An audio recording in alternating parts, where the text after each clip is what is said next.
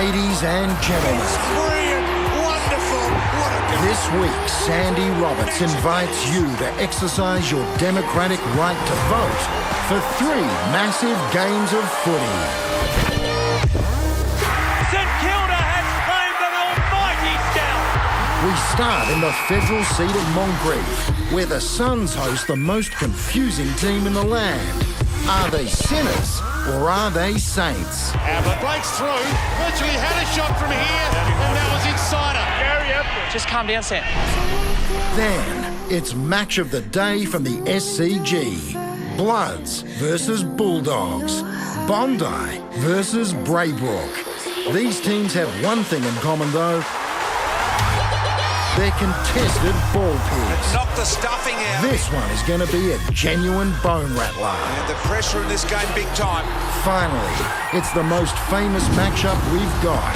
The Pies and the Blues at the G. Look for the Pies to come out firing. They owe them. All yours, Sandy. Thank you very much, Lockie Hume. Well done, and welcome once again to another Super Saturday, and what a day we have for you. Round 15 continues already. We've got 2 winners in round 15. The West Coast Eagles thumping Essendon by 78 points, and last night Port Adelaide too good for Richmond to the tune of 38 points. What that has done has made the AFL ladder look very, very interesting, particularly in the top 8. By the end of the weekend, we could have up to 6 sides all locked together on 40 points. I don't think it's been as tight as that for many, many years. And there are sides knocking on the door of the 8, trying desperately to get in. In with a chance because of their win last night is Port Adelaide, but they're still 2 games out. They've got work to do. And Melbourne, yet to play this weekend, can join Port Adelaide on 28, as can St Kilda if they are successful. So to today's 3 big games. I mentioned St Kilda. They've struggled on the road. They're 0-4 on the road so far this year. They've journeyed up north to Metricon, and there they'll be hosted by the Gold Coast Suns with Gary Ablett in very good form. Sydney and the Western Bulldogs, what a ripping game this should be from the SCG. Last time they met, the Dogs won an absolute thriller. And Carlton and Collingwood tonight. No bigger names in the AFL. And what a day it is for one family. I speak of the Silvanis with young Jack finally making his debut, and we wish him all the very best. Speaking of good news, Jager O'Meara has had a horrendous run with injuries. His knees, unfortunately, have been terribly hurt, and it's great to see him back. He's playing in the NEAFL. He's just played a half. He picked up 15 disposals, then he was rested, but it looks as though he is on the way back. Let's hope those knees stay firm, and our boys, our team up at Metricon, will have more on that throughout the afternoon. It promises to be a really, really big day, so stay with us. I hope you voted, because that's most important too, as Lockie said. And here are the Saints, as I said, struggling on the road, 0-4, but they've got a chance today in 11th spot on the ladder to square the ledger at 7-7. They have made a couple of changes.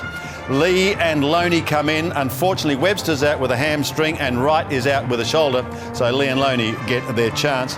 They're bringing good form though, the Saints. They've won 4 of their last 5. And who'll forget that thrilling win last week against Geelong? And what about the Suns?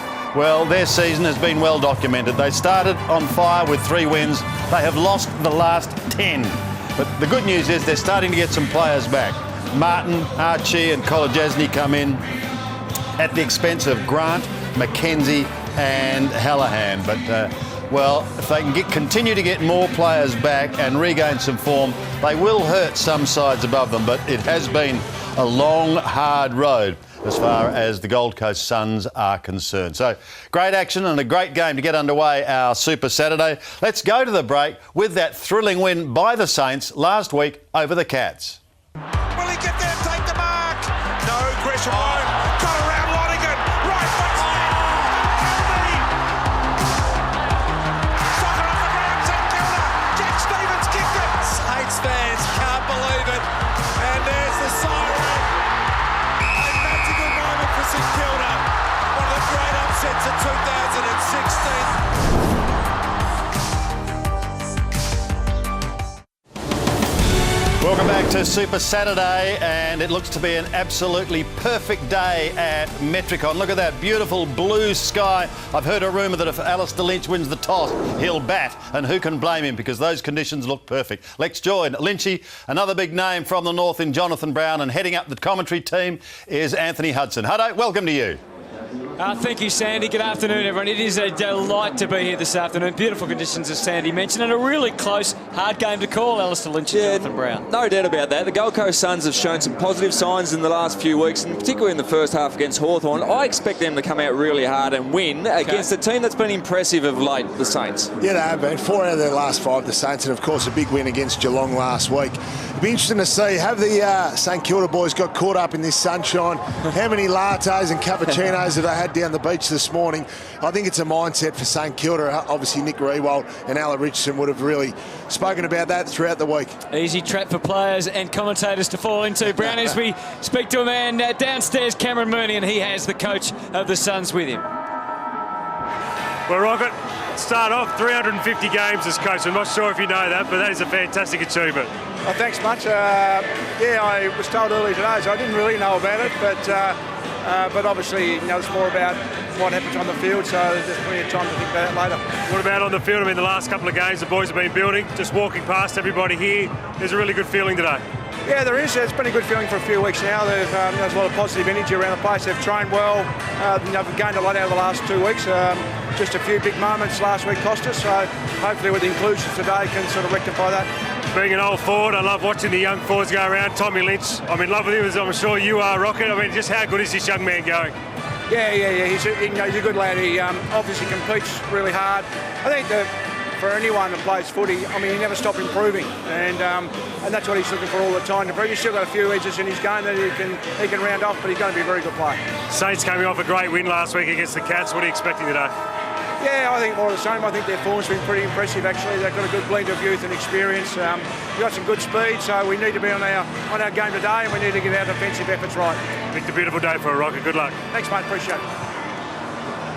Thank you, Moons. No doubt they'll be looking to finish this season very strongly, as will the Saints, who really they're an outside chance, as Sandy mentioned, in terms of the ladder. They're a chance of making the finals, as unlikely as that is. If they happen to get on a roll, they have to play better on the road, and this is really their last chance to do this year, and it's been a real problem for them, but that'd be a decent chance to win this afternoon. Oh, that's right, and they'd expect to compete really strongly as they did last week. They're a forward pressing team. They get big numbers to the contest to trap the ball in their forward 50, and then when they're running out of their back half, they have a wave of support, so they'll honour the lead, they'll honour the supportive player on the outside for the handball, and it's an exciting brand of football they're playing. Yeah, it is. They played pretty wide footy last year, but this year they've been able to come down the centre corridor a bit more. I'm really looking forward to see matchups on Tommy Lynch. Looks like Luke Delaney has got that massive task. Big task, and Gary Ablett back to his very best. The best game in 2 years last week for Gaz. Yes, first time in a long time since, I think, the game against Hawthorn in round 15, 2014. He registered 40 disposals last week. Can he do it again? He's in the thick of it as we get underway from Metricon, and Armitage lined up on him shoulder to shoulder, so it'll be interesting to see whether he is actually tagged or not, boys. Yeah, well, Seb Ross played pretty well on Dangerfield in a direct matchup last week. But so that would be it looks like Armitage is going straight to him. Yeah, he's been out of form a little bit, Armitage. Just been down on last year's numbers. Well, cleared a bit of a path for Riscatelli and Hall, who returned to the lineup last week. He puts it to Lynch's advantage, and that's not the start Delaney was hoping for, but a terrific clean catch from Lynch. It was a penetrating kick from Aaron Hall, and if anything, he overcooked it a little. But as we see week in, week out against the very best defenders in the competition, there was numerous defenders last week. James Frawley, Tom Lynch had the better of him in the first half, but the week before against Rance as well, he continually gets rid of his opponent, takes contested grabs. So he's lining up Tom Lynch, third in the Coleman going into this round.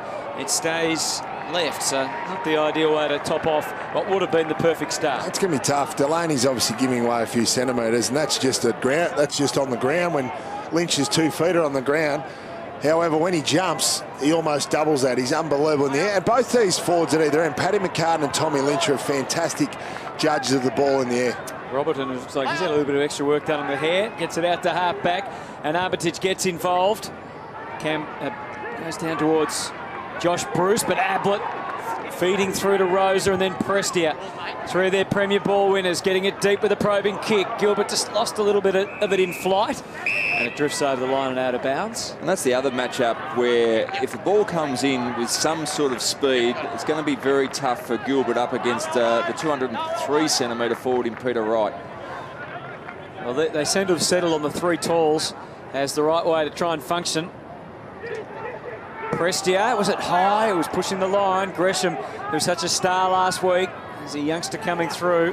Matera, that's a double tackle. He was holding on to 2 of them for a while, and he might get rewarded here holding the ball for his efforts. I think Gilbert was looking for the sidelines there to get it over the line, but Brandon Matera hasn't been in a rich vein of form. He's still, looking to impact the scoreboard. It's certainly big ask from Rodney Eades, his defensive work, but be good to get off to a handy start with a really tough shot from basically row 6 in this pocket. Just 8 disposals last week, to underline what you're saying. Averaging less than what he did in his first season.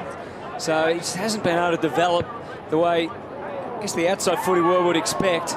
And it'll be interesting to see his future as he kicks it behind there. You see, look like he got a pat on the backside from someone in the crowd there, leaning over the fence. Touch off-putting. Yeah.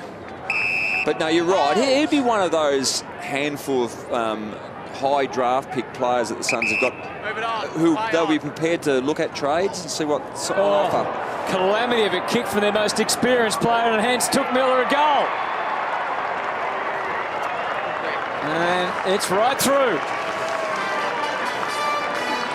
Well, I was going to say that here, guys. It's not too often you'd see Montagna kicking in short to a pocket to Rewald over the last 12 or so years, and I don't think it'll happen again.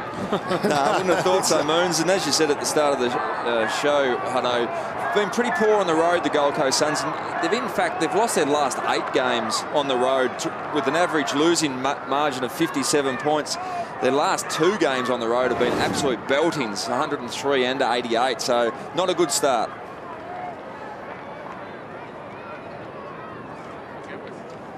So, footy's been all on the terms of the Gold Coast Suns so far. St Kilda's alarming form on the road. They'll be really keen to get a goal on the board early, but defied by the juggling Harbrow, who's going to get 50 to help. There wasn't a lot in that, but once again, Harbrow just dropping off his opponent, marking well. He's been one of the real success stories as far as the mature age recruits are concerned for the Gold Coast.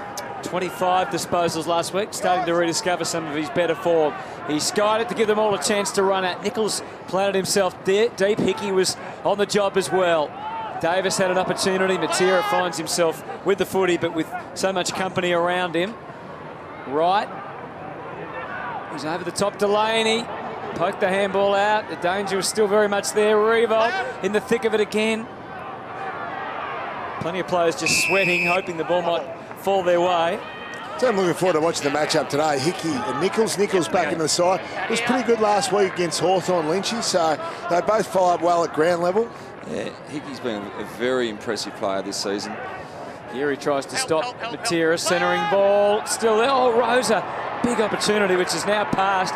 Gresham can turn it into something for the Saints, maybe. With Membry and Minchington working back in defence, looking for the pass from Savage. The kick, though, goes instead out to Ross. And Ross can take it and drive it wide to half forward. Well controlled. That'll be a great contest. McCartin up against Stephen May. And they all start to sprint back to goal. Bruce, who really announced himself here last year, but it's Membry that takes the mark. This has really been the St Kilda, I suppose, a success story this year. The way they move the ball from defence, Lynchy, they get a lot of numbers up the ground. So McCartin was probably the deepest forward, and he was almost within the Suns, within 70 metres of the Suns' goal. And then once they win the ball, they slingshot out. Good ball movement there, and they've got big forwards to take the contested marks, like McCartin and then like Membry just then. Averaging 2.6 goals a game, which is actually 7th best in the competition. This is just his 9th game of the season. He'd want to kick them better than that. That is a shocking way to start in terms of your confidence as a forward. Yeah, it's not great at all. 1 goal, 1 last week. Tim Membry. Talk about good gut running though, Lynchy. This is the guy that got that handball in the back 50 and then took off down the other end of the ground to take that mark inside 50. So great run, just poor execution. Yeah, maybe he didn't have much left to get it online. The Saints are going to reload here. Montaña's feeding Armitage, and Savage well within range. So that's a couple of misfires and a couple of nothings on the scoreboard for them. And we saw last week, Gold Coast against Hawthorn, they dominated a lot of the first term, but they didn't take their chances on the scoreboard. St Kilda, just the last two inside 50s, no score, not good. Stephen May. Malcheski's come off the bench, and he's there to receive the handball and link up well with Archie back in the team. Guiding it from the wing towards right, takes it. Day is belting back to goal. He's going to go via Shaw instead. Archie was on the inside. He sets it up, looking for the mark, running hard. Martin one way. At the back it sets for Hall, and he misses. Again, missed opportunities early. They paid the price last week against top quality opposition in Hawthorn and the Suns. They want to slot those through. Usually takes his chances to Darren Hall. And even though Moon said it wouldn't happen again, it's happened again. Revolt's marked the kick in. Amazingly averaging career-high disposals per game. Nick Revolt had 26 last week and averaging 20.8. And now, beautiful scoop up from Weller. Sends it to McCartin. It's going to be tough with May in attendance, though. Yeah, there's a poor kick there by Weller. He's one of the best in the competition these days, Stephen May. And off the left, he's able to aim the kick Riscatelli's way. And now they can run and deal through Martin and Malcheski. Oh, what a potent kick it was to Archie. Goal Beck, and he could have passed, but instead he took the shot and lived to regret it. It was a bad one, wasn't it? Should have hit Lynch. Good ball movement, though, off half-back by the Suns. It's something they struggle at. They're the worst kicking team in the competition. They have been for the last few years, so that is a good sign. Probably shows where St Kilda's mindset's at the moment, guys. The fact that they are the worst kicking team in the comp and they're allowed to move the ball through the middle of the ground. Tanya Hickey came late to the party, but was able to make some contact at least and keep it alive for the Saints. Robertson, Ablett, who so far hasn't had a lot of the footy, just the one touch. Fresh from his 40 last week, Gaz. And Armitage comes to him at this stoppage again, so paying close attention to the superstar. So certainly not going to have it all his own way, you'd suspect. Akers. Now Bruce out of position here when it started. Lucky not to give away a free kick on Thompson, but May was there as backup, and his handball was sneaky and effective through Joyce and Prestia and Hall. He was bereft of options, at least in his mind, and now they counter hard the other way. Nunes, what an improved player. McCartin, good spot this time to come hard, and that's what he did. Resilience shown, but it's socket forward, prodded by Stephen. Armitage had two to beat his Gold Coast free. It is. It's good effort by Armitage to chase out of the stoppage and leave Ablett just infringed a little bit. Not a lot in it. I think as he was going to ground, he's taken the Suns player Harbour out of ground. Shaw, and now Prestia. There's Kolodjasny in short, but he's a little too close now, so that's dried up. Rosen, he handballs to Kolodjasny to his left side, so he can utilise it and get the switch affected, and now Harbrow can dash out of defence and try and create something. What's he got in mind? He moves well, this big fella. Oh, he moves extremely well. Gaz has pushed forward. And getting better almost every week before our eyes, Peter Wright. What a kick for Ablett. Dunstan will do the best he can. In fact, he did a terrific job. Ablett's recovery was excellent, but his kick's not. And it's pretty easy fodder there for Nunes to take care of. Links up with Dunstan. He quickly ran out of ideas and goes back to Robertson and gets it to Montagna, but they haven't gone too far at all, the Saints. That is a real sharp hairdo Robertson's got going there. Move it on. Play on. Rules. Down the line. Geary in front. Bruce again flies. Minchington, who was so damaging in front of goal last week. Prestia off the outside of the boot. Got the shape he was after to give them a chance for a fly and a mark just like that. And it's the mature recruit, Ryan Davis. He can find a goal or two, Davis. Looks very dangerous around half forward. Can sniff one out. This will be right on his limit. I think he'd struggle for distance here. Former Eagle, 7 goals, 6 for the year. Doesn't have the shot. Instead, makes it Prestia's issue, and he's done well. It's poor awareness there by the St Kilda defensive zone. Not enough organisation. David Armitage, the only St Kilda player really pointing and directing and yelling out, but he had his hands full watching Gary Ablett. Be disappointed with that, the St Kilda defence. I reckon we're just seeing a team that is just not switched on compared to what we saw last week at the moment, Brownie. Yeah. They've come up here and they're just not on the ball at the moment. You can see it all over the ground. Sexton Can see what's in front of him, and way too far out to the right. It's always something you look for. Alan Richardson be looking at the players, how much finger pointing is getting done, and obviously that is an indicator of how much voice and direction, how much the guys are looking outside of themselves. There's no bigger indicator than that defensive zone. Well done, Rosa. It was, and eventually gets it over the chalk. That was extremely good. Rosa identified a few seconds out. He had to get back, went back with the fly of the ball, still facing the ball, but knew contact was going to come and got it over the line. Hickey fending it off. Nunes again was looming, and Davis knew it, shut him down instantly. There's a discrepancy in energy levels. Certainly the Suns are on. The Saints aren't at this stage. Again to the square. Day looked to make himself dangerous. Savage, good punishing handball to Akers. And now Loney can use the left boot for minching turn. Stretches out, takes it, hits it at full speed. McCartin and May, this is going to be a good battle. Hands in the back.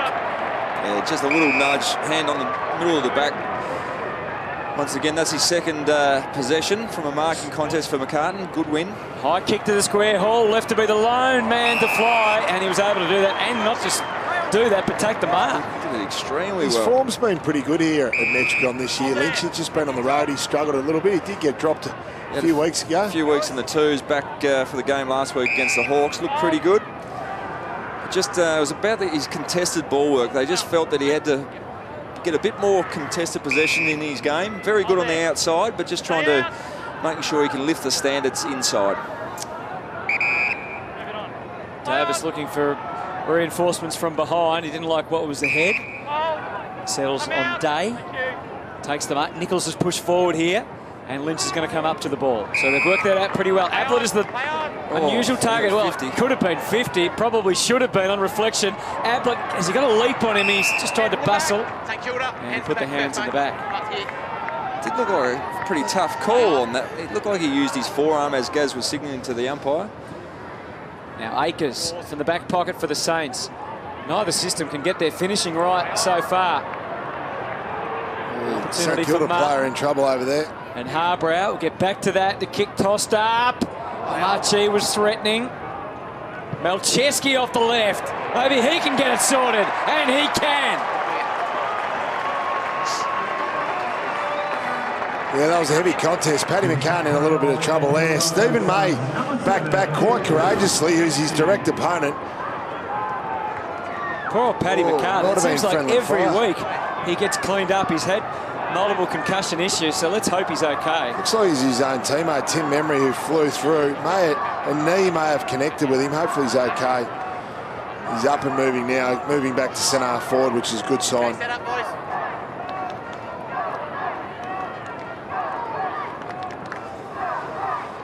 Good finish from Malcheski. He had a left foot snap last week, just went through for a behind, but he's very dangerous on that left foot in front of goals. Yeah, fair to say he hasn't turned out to be the player they were hoping at the Gold Coast, but still time for him to really give them something in the latter years of his career. It probably has been that he's disposal by foot off half backs. There's been the thing that's probably surprised everyone. Been alarming. I'm free. 65% this year, 55% last week was his disposal efficiency by foot as the kick inside from Nunes 50 unrewarded. And there's another 50. Yeah, just slapped out of the hands from Jack Martin. Nice leap. We just saw him in the last contest, his own forward 50 jump for a ball. Richie, you see these guys a little bit. Jack Martin, is he more of a forward, or are they going to persist with him down on the half-back line? No, they're rotating back and forward to try to get both ends of the ground covered, but he is a very dynamic backman if he wants to stay there. Oh, Riscatelli, he knew what he wanted to do then, and he just was fractionally off the mark only. Geez, they've been sloppy, St. Kilda, haven't they? Michael Riscatelli was standing out on his own there for a long time. No St. Kilda player came within 30 metres of him. Alan Richardson he'd be furious right now, but the good thing for him is it hasn't completely smashed them yet. And that's deliberate. Good decision too. That is a good decision. He's butchered the kick out and put himself under pressure, which is the major issue. Here we go, one of the experienced players in the Saints lineup. Trouble. Yep. What sort of disposal was that? It's off his knee. I've kicked a couple of those. It's good to see they're paying. There was one last night that wasn't paid. There was a really bad one against Dylan Grimes, but the AFL needs to crack down on this. Archie can drive it right through. And now it's starting to really hurt on the scoreboard for the Saints. Well, their urgency, St Kilda, when they're very good, it's this pressure they put on the ball carrier. They have a high-tempo style of game. And we just see, and this probably really encompasses their first quarter, is this no composure, panic when they've got the ball in their hand, no urgency. And that's just a gift goal. And Lynchy, it's been their two senior players that have given away 2 of their goals today. So that's a real poor start for them. Yeah, spot on. Might have been that extra latte on the beach this morning.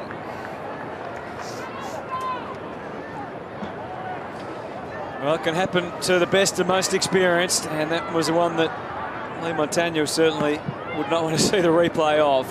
But they've got to get urgent right now, the Saints. Let's see their response. Out of the middle at the moment, Gold Coast enjoying the momentum in this game and getting some reward on the scoreboard finally for their toil. Minchington to try and change things. Now Armitage is a punishing left foot kick. He shaped it for Bruce. They weren't at all on the same wavelength, and that made it pretty easy for Thompson, and now Malcheski to come away, although that's well suited for Gilbert. And that, just as we were speaking about, Nick Malcheski's just for a good-looking kick, just doesn't hit the target enough. Akers with a vacant square to aim at, and he was tempted, but Thompson was able to get You've got to back. know you're going to you have to make the distance if you're going to have a shot from 75 out. Harbrow for Sexton. Revolt looking for the free. No dice. Robertson feeds it Nunes. Revolt again. Back to Nunes as they continue to advance. Left foot looks more promising. Oh, the Saints get in each other's way. And that's to the advantage of the Gold Coast now. Lunging hand pass from Matera. Malcheski wading through. Harbrow, this is terrific. Aggressive ball movement enables Appler to get into the clear on the wing. And he's identified Sexton at half forward. And he can charge to goal. Got a man in the square, but he went, oh, he's got there, Lynch. He's a super player. Good speed from Tom Lynch, because Sexton was looking for him. Lynch had made a late last-second decision to go for the lead instead of the goal square, but had the speed to get past his direct opponent. So great work, and once again we see fantastic defensive 50 transition from the Suns. Tell he's full of confidence, Tommy Lynch. He marked this in the hands. You would think most players mark that on the chest falling over. In the hands, beautiful. So Lynch comes in and sends it straight through for another. What a start for the Suns. Yeah, it's a good finish there. Be happy with that. He missed one earlier on in the quarter, but he has got good speed, Lynchy. I know we've spoken about him a lot. He's 6'6". He runs all day, but he's actually speed off his first 5 metres. It's quite impressive for a guy with pretty long legs. Obviously, his contested marking is the best in the competition, clearly. So look left of screen here. He's behind going to the goal square. Late change and gets past. Yeah. Good speed.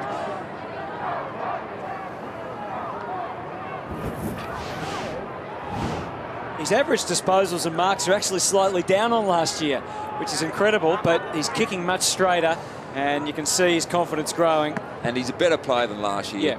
Yeah. He's a very good contested grab player. Now trying to charge through the other way, Riscatelli, and he got the help he needed from Joyce. Minchington was able to slip through the tackle, and out to Gresham. He's got plenty on the kick, and it just fades. Well, that's their first score. They've had a couple of scoring shots that have gone out in the full, but their first score, Gold Coast have had 10 scoring shots. It's amazing when the players are a little bit off mentally, how unorganised you look, Lynchy. Yeah. How sloppy things can look out there, look like they've got absolutely no plan. Whereas last week against Geelong, they looked fantastic. Yeah, last week they were playing the premiership favourite of that team, who at that time was on top of the ladder. And this week they're playing a side that hasn't won since round 3. And we talk about St Kilda's urgency, and that's when they're really on, but their system has been so good. So if their system falls apart, they're in a lot of strife, and certainly we've seen that in a couple of big losses against Adelaide and the West Coast. Revolt was the third up, Membry, but Riscatelli to try and repel. Prestia, who looks on today. Harbrow's also been damaging. They're dazzling at the moment. They're just keeping it alive, but keeping the Saints guessing. There's a rush kick from Riscatelli, gives everyone an opportunity. Nunes couldn't quite bring it to ground. Lynch came through, had an impact straight away. Nichols, those handballs continue. The flashy hands of the Suns setting them up from halfback, formulating a way out of there. Riscatelli refused to be rushed. Unperturbed Hall, another handball as they work through Shaw, and amazingly they found a way out of there. It's interesting because Gold Coast kicked more than any other side in the comp, but geez, the handball skills are sharp. I haven't seen that before from the Gold Coast Suns. Oh, it's a great day to strut your stuff. Beautiful sunny conditions up here on the Gold Coast, and they've got an opportunity eventually to go forward. Shaw, boy, they've used a lot of the footy here. May almost coughed it up, but not quite. Hall to Riscatelli. He's got Ablett, he's got Archie on offer, and he goes for Gaza. Just outside the 50, who presses goes straight away. It's a massive kick, and it's through for a goal. I dare say that would be one of the longest build-up to a goal of possession ever. And I reckon 3/4 it was handball too. I reckon 25 touches for the one goal. This is why this guy's a superstar. The ball gets in there, and he actually identifies that he's 1 or 2 metres too far out to actually kick a goal. So the ball goes across here, so he instantly knows that he's got to play on to be half a chance. So plays on, gets that 2 metres closer, and flushes it.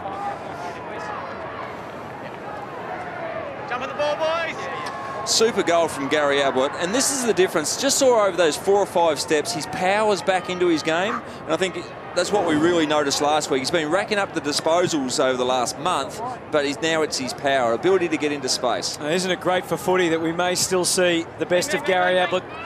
Maybe not any better than we've seen before, but back to near his best level. Revolt towards full forward. Bruce almost well surely, yes.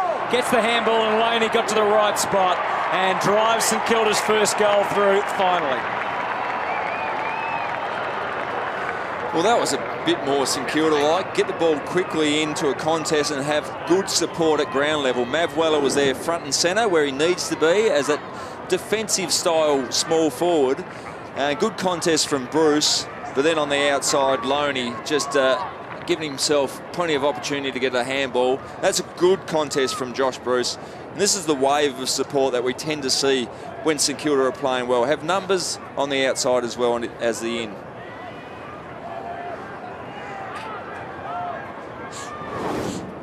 Loney back in the team after 17 games last year, just 7 before today. Back in the side. And kicks St Kilda's first goal with just under 4 minutes remaining, and it's a Saints ball to Hickey.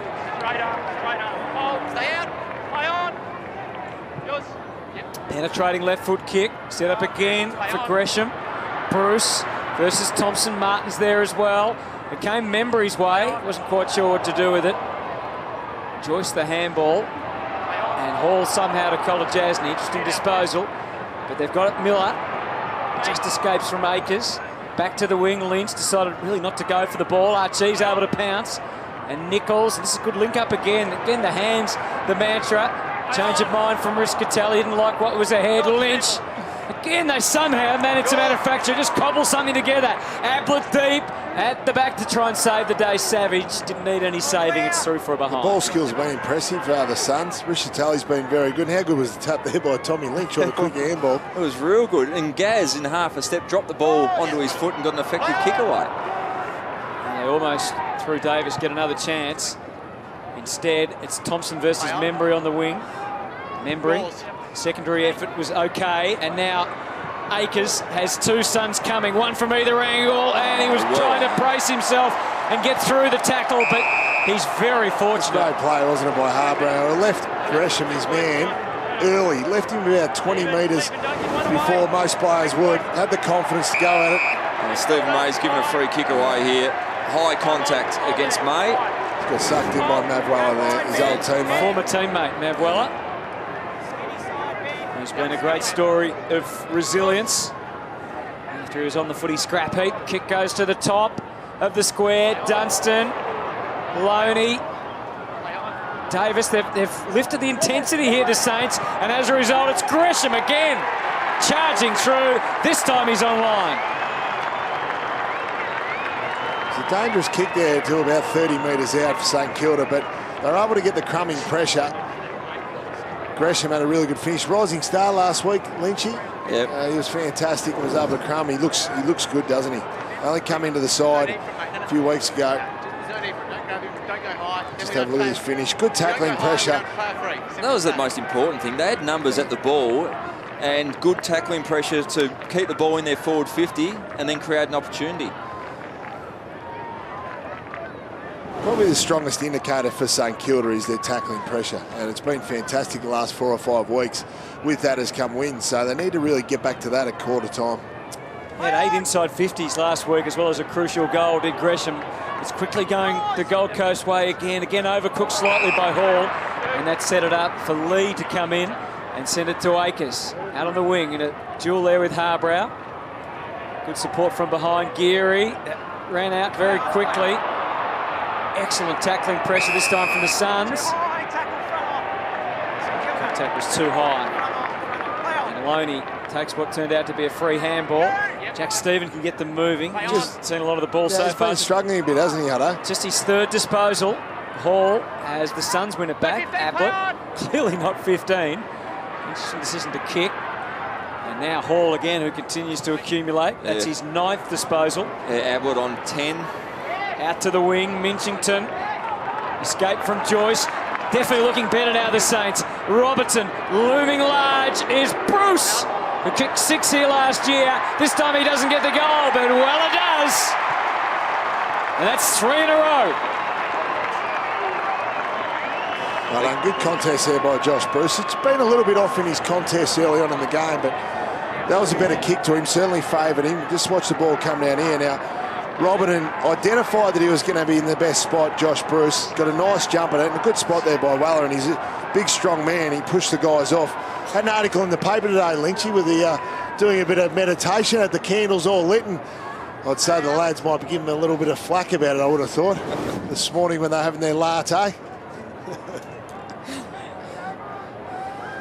He'd be pretty happy, Mav Weller. He was the first of the 17-year-olds to sign with the Gold Coast Suns many years ago and was in their leadership group, delisted, and was rookied with St Kilda, and he's really established himself down at this club now.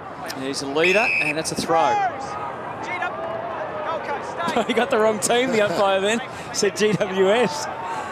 Pressed out, sends it out to half forward, and the opportunity is there for Wright to take the mark from the Sexton kick. Did all the work on Tom Lee. He's got good speed for a big man, 200 centimetres, big Peter Wright, but look at the size of him. Moves well, he's powerful. He's going to be huge when he actually grows up.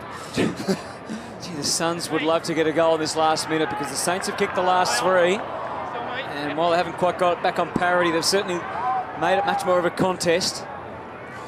Spot on, Hutto. That's the reality. 12 scoring shots to 4, yet they only lead by 18 points. So that is, as much as it's been an impressive first quarter from the Gold Coast Suns, certainly the Saints will go in with a bit of confidence with those late goals. Revolt with a double fist. Slap back by Sexton. This is Nunes, and now Akers. He's got Bruce down the line. Got to be careful, though. They've got the extra back, the Suns. Tries to pick his way through with Revolt, Melcheski, and that extra Kolodjasny were able to there to stop them, at least for a short period of time, and that's high against Thompson. Well, I think Thompson, he tried to make sure he stood back and didn't get the high contact, but in the end, Thompson's gone. Minchington has copped the high contact and have a shot probably just in range, about 52 out. 3 goals, 1 last week. 13 disposals and 6 tackles alongside the 3 goals. This is his 8th game. And this could make quite a statement from the Saints to kick the last 4 goals of the quarter. It's working its way back, but not enough. And won't even, well, it does. It adds a minor score. No score. No score, okay. Thought he was going to signal the behind, but it remains as you were at 18 points. 5-7-37 to 3-1-19 at quarter time in the sunshine at Metricon.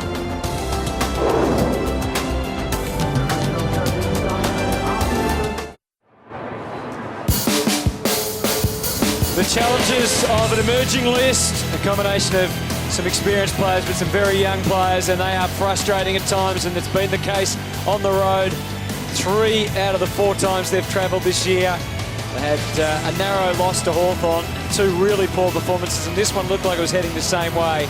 But they did kick some goals late, 3 in fact, and the margin is 18 at quarter time. We're going to hear from Alan Richardson very, very shortly with Moons, but your thoughts, boys, on the opening quarter? Yeah, some positive signs for St Kilda late, but very impressed with the way the Gold Coast Suns went away about their run-off half-back and their ability to hold the ball in their forward half. Very impressive. A lot of their major ball winners were in their midfield. Prestia, Ablett, Harbrow and Aaron Hall back to some touch. Yeah, that's right. It is the battle of the midfield. You look at St Kilda's guys, Stephen Dunstan, Montagna, Armitage, Ross, 4 disposals or less, Lynchy, and I think Nichols is certainly holding his own, if not shading Tom Hickey in the centre there in the ruck duel. So interesting to watch. St Kilda a little bit more organised the last 5 or 10 minutes. Yeah, a very good job looks to be done in the first quarter. Took Miller has held Lee Montagna to 3 disposals, and it looks like a defensive forward role. Well, he's been a little bit down this year, Took Miller, hasn't he? That's obviously a role that Rocket's given him to try and get back into the season, Lynchy. And we know with Montagna, if he's up and going, he can be very destructive off half-back.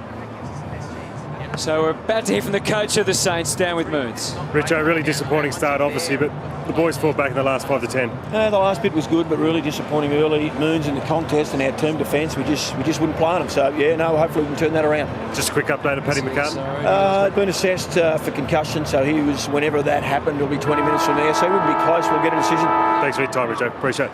And guys, just a quick on Matty Rosa. He's done for the day. Looks to be a hamstring. That's what we suspect anyway. Yeah, that's terrible news for Matt Rosa. He had a 3-week hamstring in the middle of the season.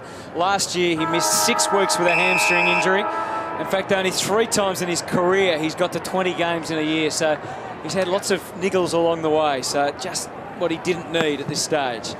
So maybe both teams 1 man down. Certainly the Gold Coast without one of their midfielders, as Armitage sends St Kilda forward, and they really gang up the Gold Coast defence there to try and keep them at bay. And this dash from half-back has been impressive from Martin, and it's getting better as he runs through the wings and goes to that star-studded forward line. And out to take the mark is the biggest star, and that is Lynch.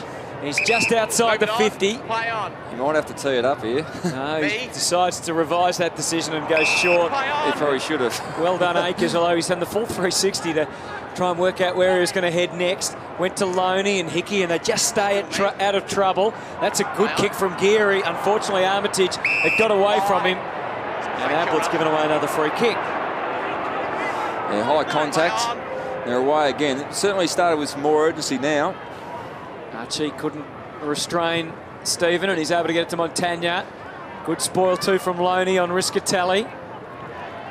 Now they can go again from half-back, just delaying the handball, Sexton. And in the end, they give it up. Gilbert can wind up here. We know he's a long kick, and that's a low one, and gives a chance for a young man named Revolt. Yeah, Nick Rewalt's moved forward with Paddy McCartin on the bench, getting assessed with concussion. Rui's moved from the wing to full forward now, just for a little bit extra firepower. Nicely weighted kick out in front of Rewalt, and that makes it really hard for the defender. And probably a breakdown in communication. A bit of a block on Stephen May, so he couldn't get the fist in on that marking contest. Still managed to kick 21 goals 9 this year, despite spending so much of the time up on the wing. 311th game, his 16th season. We know he spent a lot of his childhood here on the Gold Coast. And unfortunately, he's tugged that one to the left for the Saints. Just hit the instep a little bit there, Hutto. Be disappointed with that. And quite often you see Rui move forward late in the game when he blows his man up. Yep. He's got fantastic endurance, we know, but probably gone a little bit earlier today. Kolodjasny out to half-back. Oh, Prestia, that was a nimble little handball, and it means Tuke Miller can run and share. Shaw got it back to Lynch. It never arrived to Ablett, as was the intention. Loney was able to get those short, quick steps in. And Montagna advancing through half forward. It was in a quandary where to go. Chose Ross. Scrappy old kick. Bruce turned around and had the first look at it. Thompson now, he's looking at backside because Thompson's bounding away. And he's got Malcheski to do some more running and bouncing some more, and emerges from the shadow of the light tower and kicks to half forward where Archie was roaming, and he's got 2-metre Peter down in the square. He comes up on Delaney. He was a little bit rough around the edges, but they get to Prestia. He had to wait an inordinate amount of time. He's able to turn around and almost do a jump shot and put it through for a goal. You're spot on, Hutto. He had an enormous amount of time. That handball was elevated from Peter Wright, but he still had the time to do a 360 and straighten up. And so, good build-up. And this is Archie's run. He ran from the far wing out into that space to create an option. Otherwise, it would have been very difficult for the Suns to get an inside 50 entry. But great work from the youngster Archie. He was the real reason Prestia had a nice snap goal.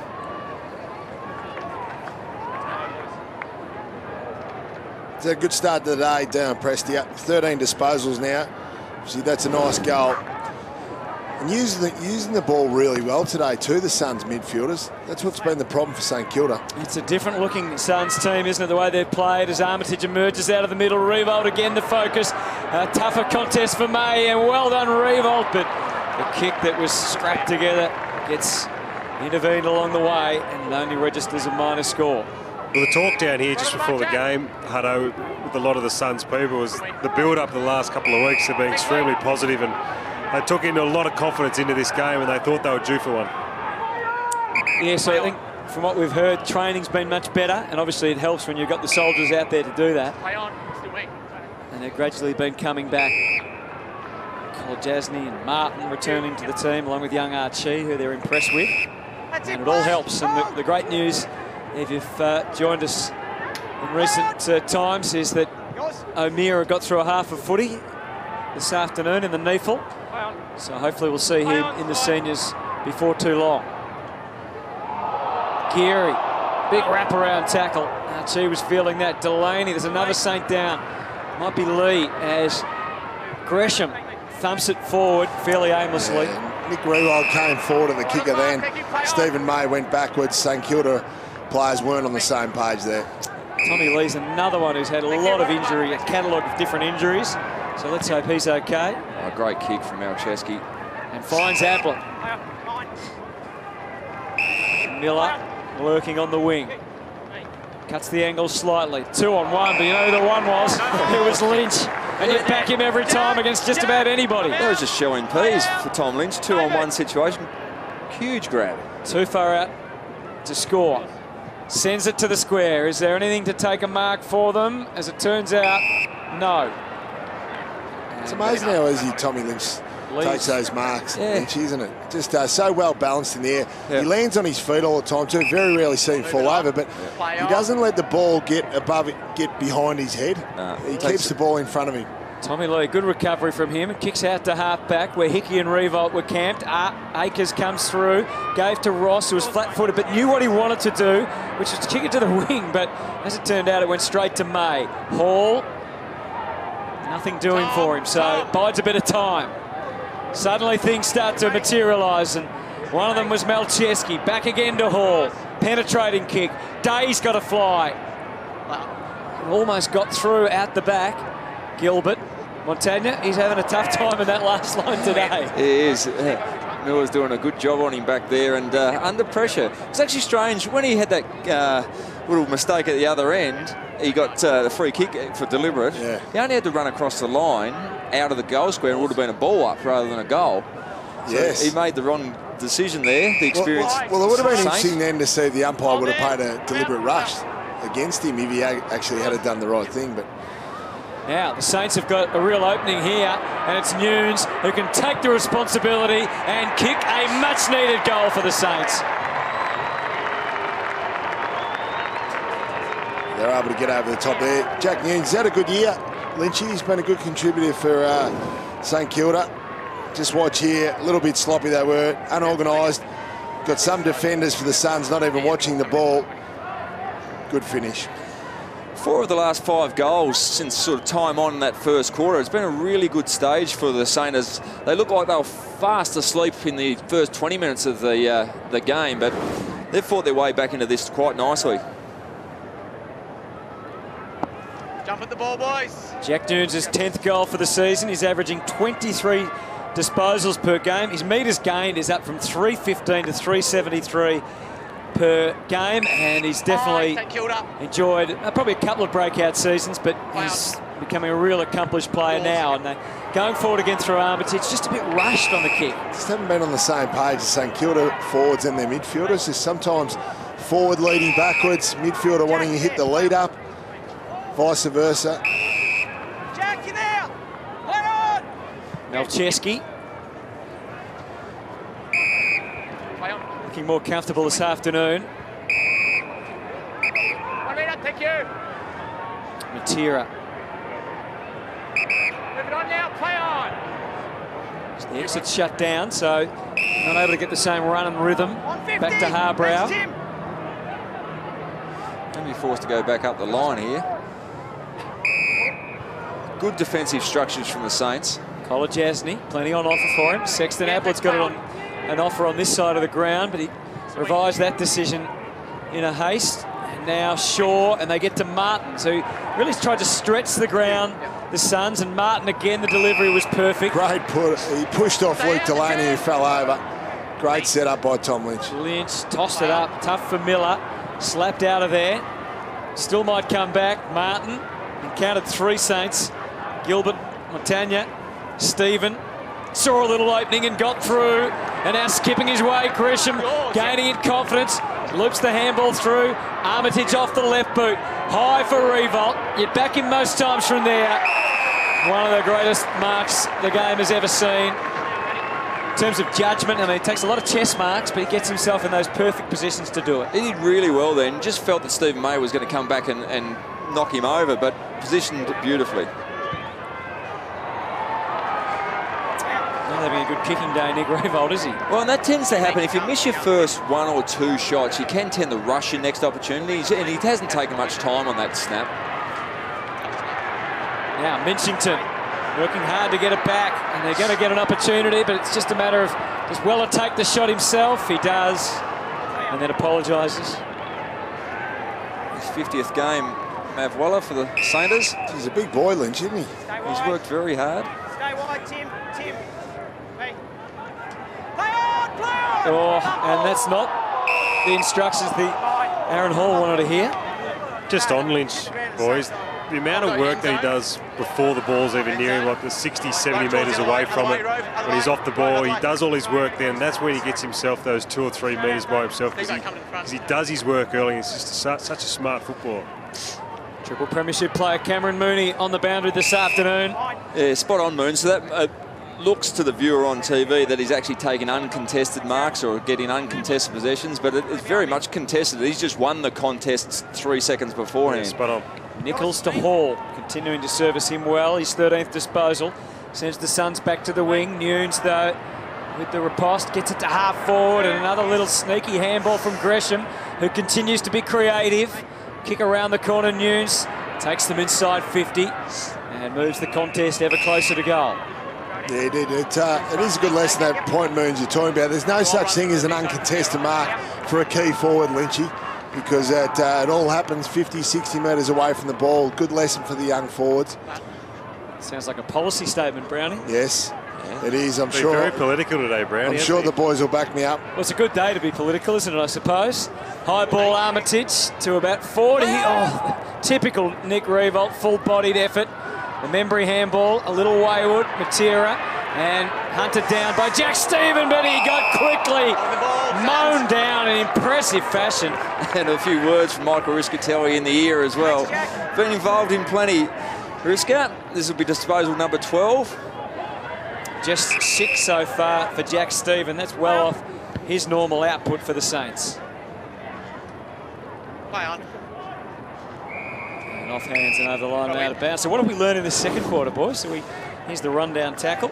Great chase to start with. Slip tackle from Matera, but then wrapped up beautifully, Riscatelli. Well, the thing is, I think we've learned that if the work rate's there for the Saints, they're well and truly in the game. Once it drops off, it's going to be tough to go against the raw talent of the Gold Coast Suns.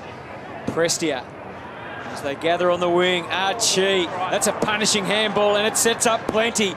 Hall, recipient, inside 50, going one way, Matera. He had right on hand, through to Davis. He can give or shoot, and he shoots and scores.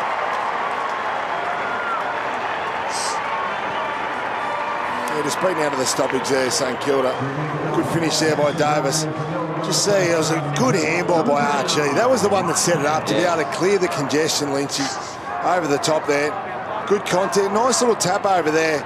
The top by... Wanted it back. Who was that? Matera wanted it back. Probably deserved it. Nice little bit of play there. I'll tell you, they've been shut out by the hands, whether it be tap-ons or really good handballing skills today. That's what I've been most impressed about by the Suns.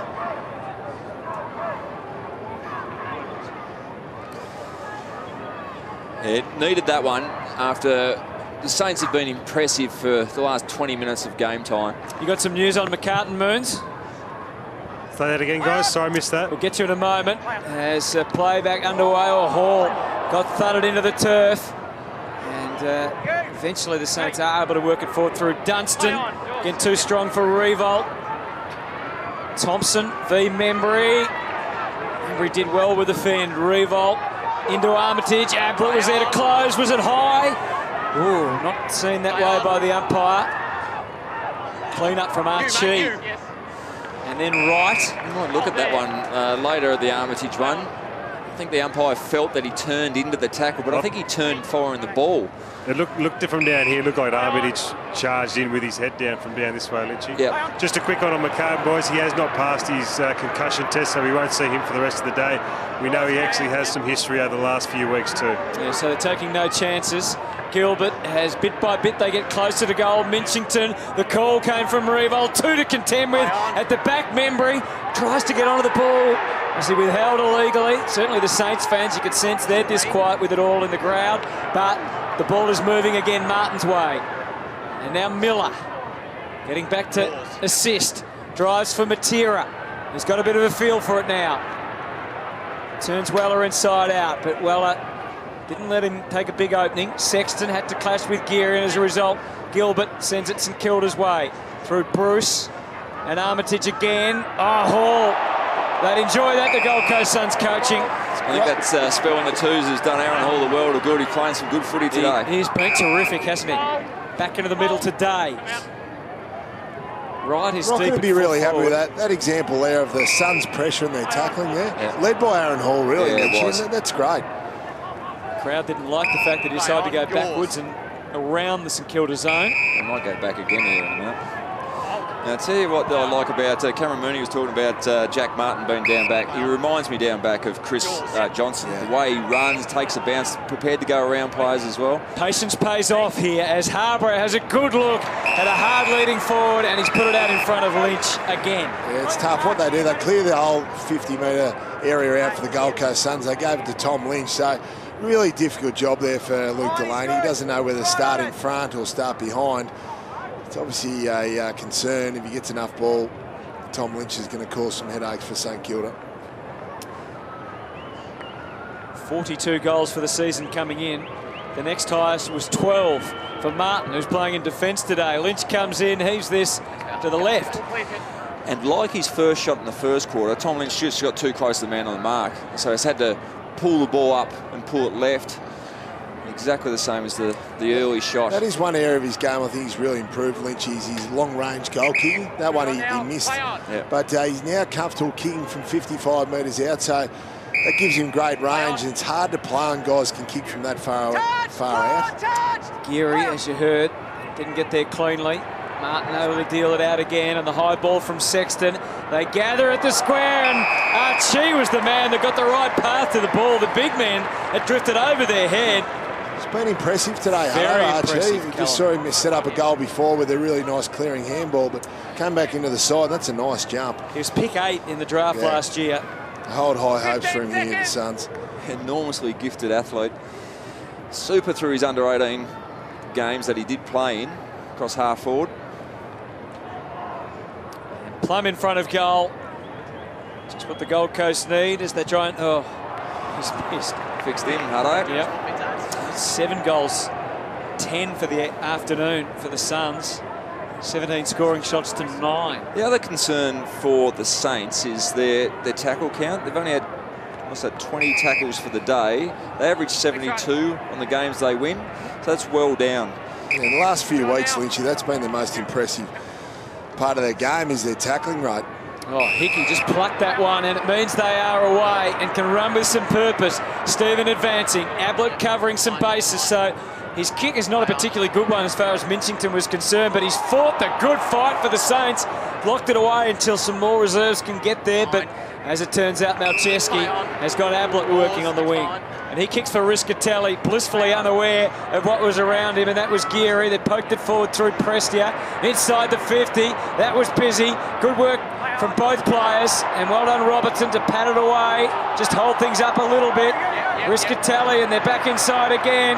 He's missed one, and another, and that's missed a lot. That's out on the foot. Well, he just rushed that one. He didn't realise, or didn't have the composure to take those extra few steps, just rushed it. So Archie, a couple of big misses, and the margin remains at 23. Certainly the last 5 minutes has trended back to the Gold Coast Suns' advantage. Play on. 5 and a little to go in this first half of action from Metricon Stadium.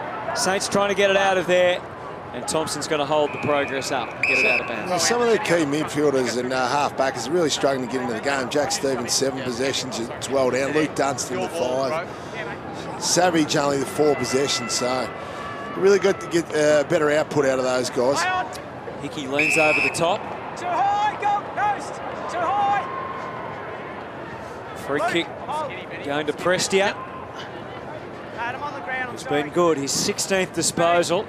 Barely the 15, but ticked off by the umpire and Shaw. Lynch wants it on his head.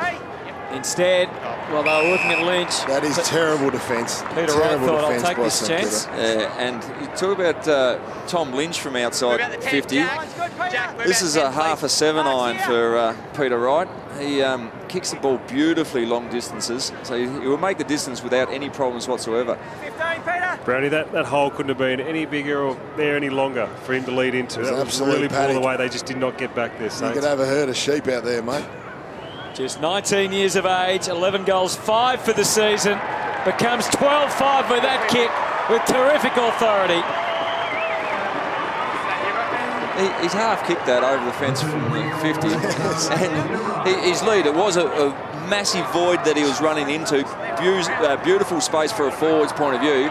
But he's just flushed that one from well outside the arc, or it's gone over the fence, so it's covered 55 metres. Have a look at this, the hole. We've got the boundaries thrown. Won't be able to pick it up here.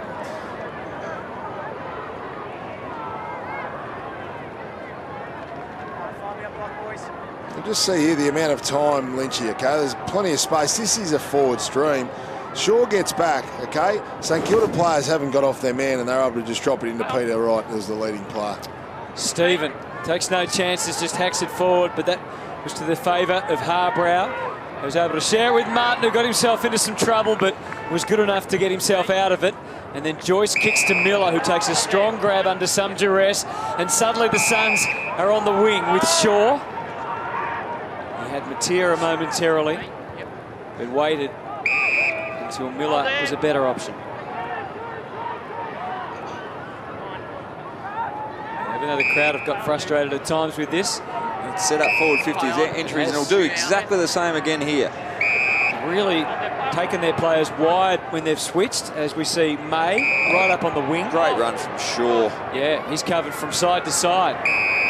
So he started with the ball in the far pocket. And the crowd getting a sense of what they're trying to achieve here.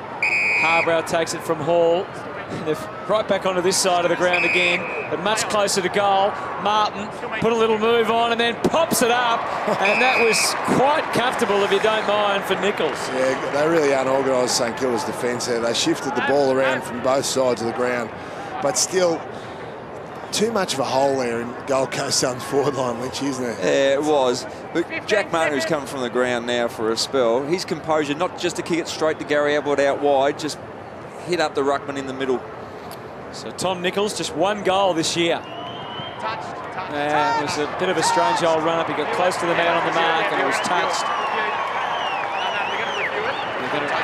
So we're going to get a review of this. Yeah, Tom Hickey's telling Tom Lynch, no, I definitely touched it. Call is it's touched off the boot. Please confirm. Review underway. We just have to score review those. Well, you'd think it'd be hard to get conclusive evidence against. Can't tell from that view there. Oh, that shot. Just back the umpire in, I would have thought, Brownie. Yeah, you would have thought. He's obviously heard the tip. Most players are going to call out touch from that far out. The umpire obviously heard something, heard the nick. At the worst, it's a good appeal from Tom Hickey. Very good, instant appeal. Review completed. Umpire's call. Yeah. So clear, touched. Well, you just can't overrule that with the video evidence. Montagna this time successfully gets the exit out of the goal square, sends them back to the middle of the ground. Good fend from May, and Gilbert couldn't do much with it. Nichols took the footy to ground, could be in trouble here. The umpire lets them play, and so Ablett does. Out to the wing, they get organised. Again, the little hands have been much more effective today for the Suns. Harbrow, Archie, he could sense an opportunity here. Lynch calling for it. He's missed a couple of easy ones, and he might have kicked the impossible. That's just the way it works these days. Well, the umpire thinks a point. I think it's a touch behind. I just like to check it on this. I don't think with the cameras we've got here. Umpire's call is it's a touch behind. Please confirm. Review underway. She had a little bit more time to go early, but in the end just stabbed one through. It's touched. Yeah. Good call from the umpire. And you don't mind the umpire reviewing that one. There's plenty of bodies in between him and the ball, so good call. Review completed. Confirm behind. All clear, touched. Crowd getting a bit disgruntled with it all. Bit of airtime for the third umpire today. Yes. Metricon Stadium. Might end up being all done centrally back in Melbourne. Savage kicks back to the middle of the ground again. Clean grab from Bruce, who just wades his way through. And Montagna's giving them a path out now. Gilbert advancing, unsure what to do. Back to Montagna, gets cleaned up by Miller. Kick scraps forward. Nichols straight to the trap set by Hickey. Prestia. Dunstan, not at all clean. Who's going to make a difference? Again, it's the Suns, and it's the run from Harbrow generating so much. Look at this. It's all downhill from here, and Matera will go down the slope with a couple of bounces. Have a little look. A third takes a moment and rolls it through, and you don't need to review that one, boys. Jared Harbrow's creativity off halfback. Just here, there's a bit of traffic, just backs himself with raw speed, and then a beautiful penetrating kick out in front of Brandon Matera. So if the mistake's made and don't hit him lace out, it's out in front so he can run onto it, and then he had the pace just to take off and stroll into an open goal. And now all of a sudden the Gold Coast have kicked the last three after the Saints had surged back.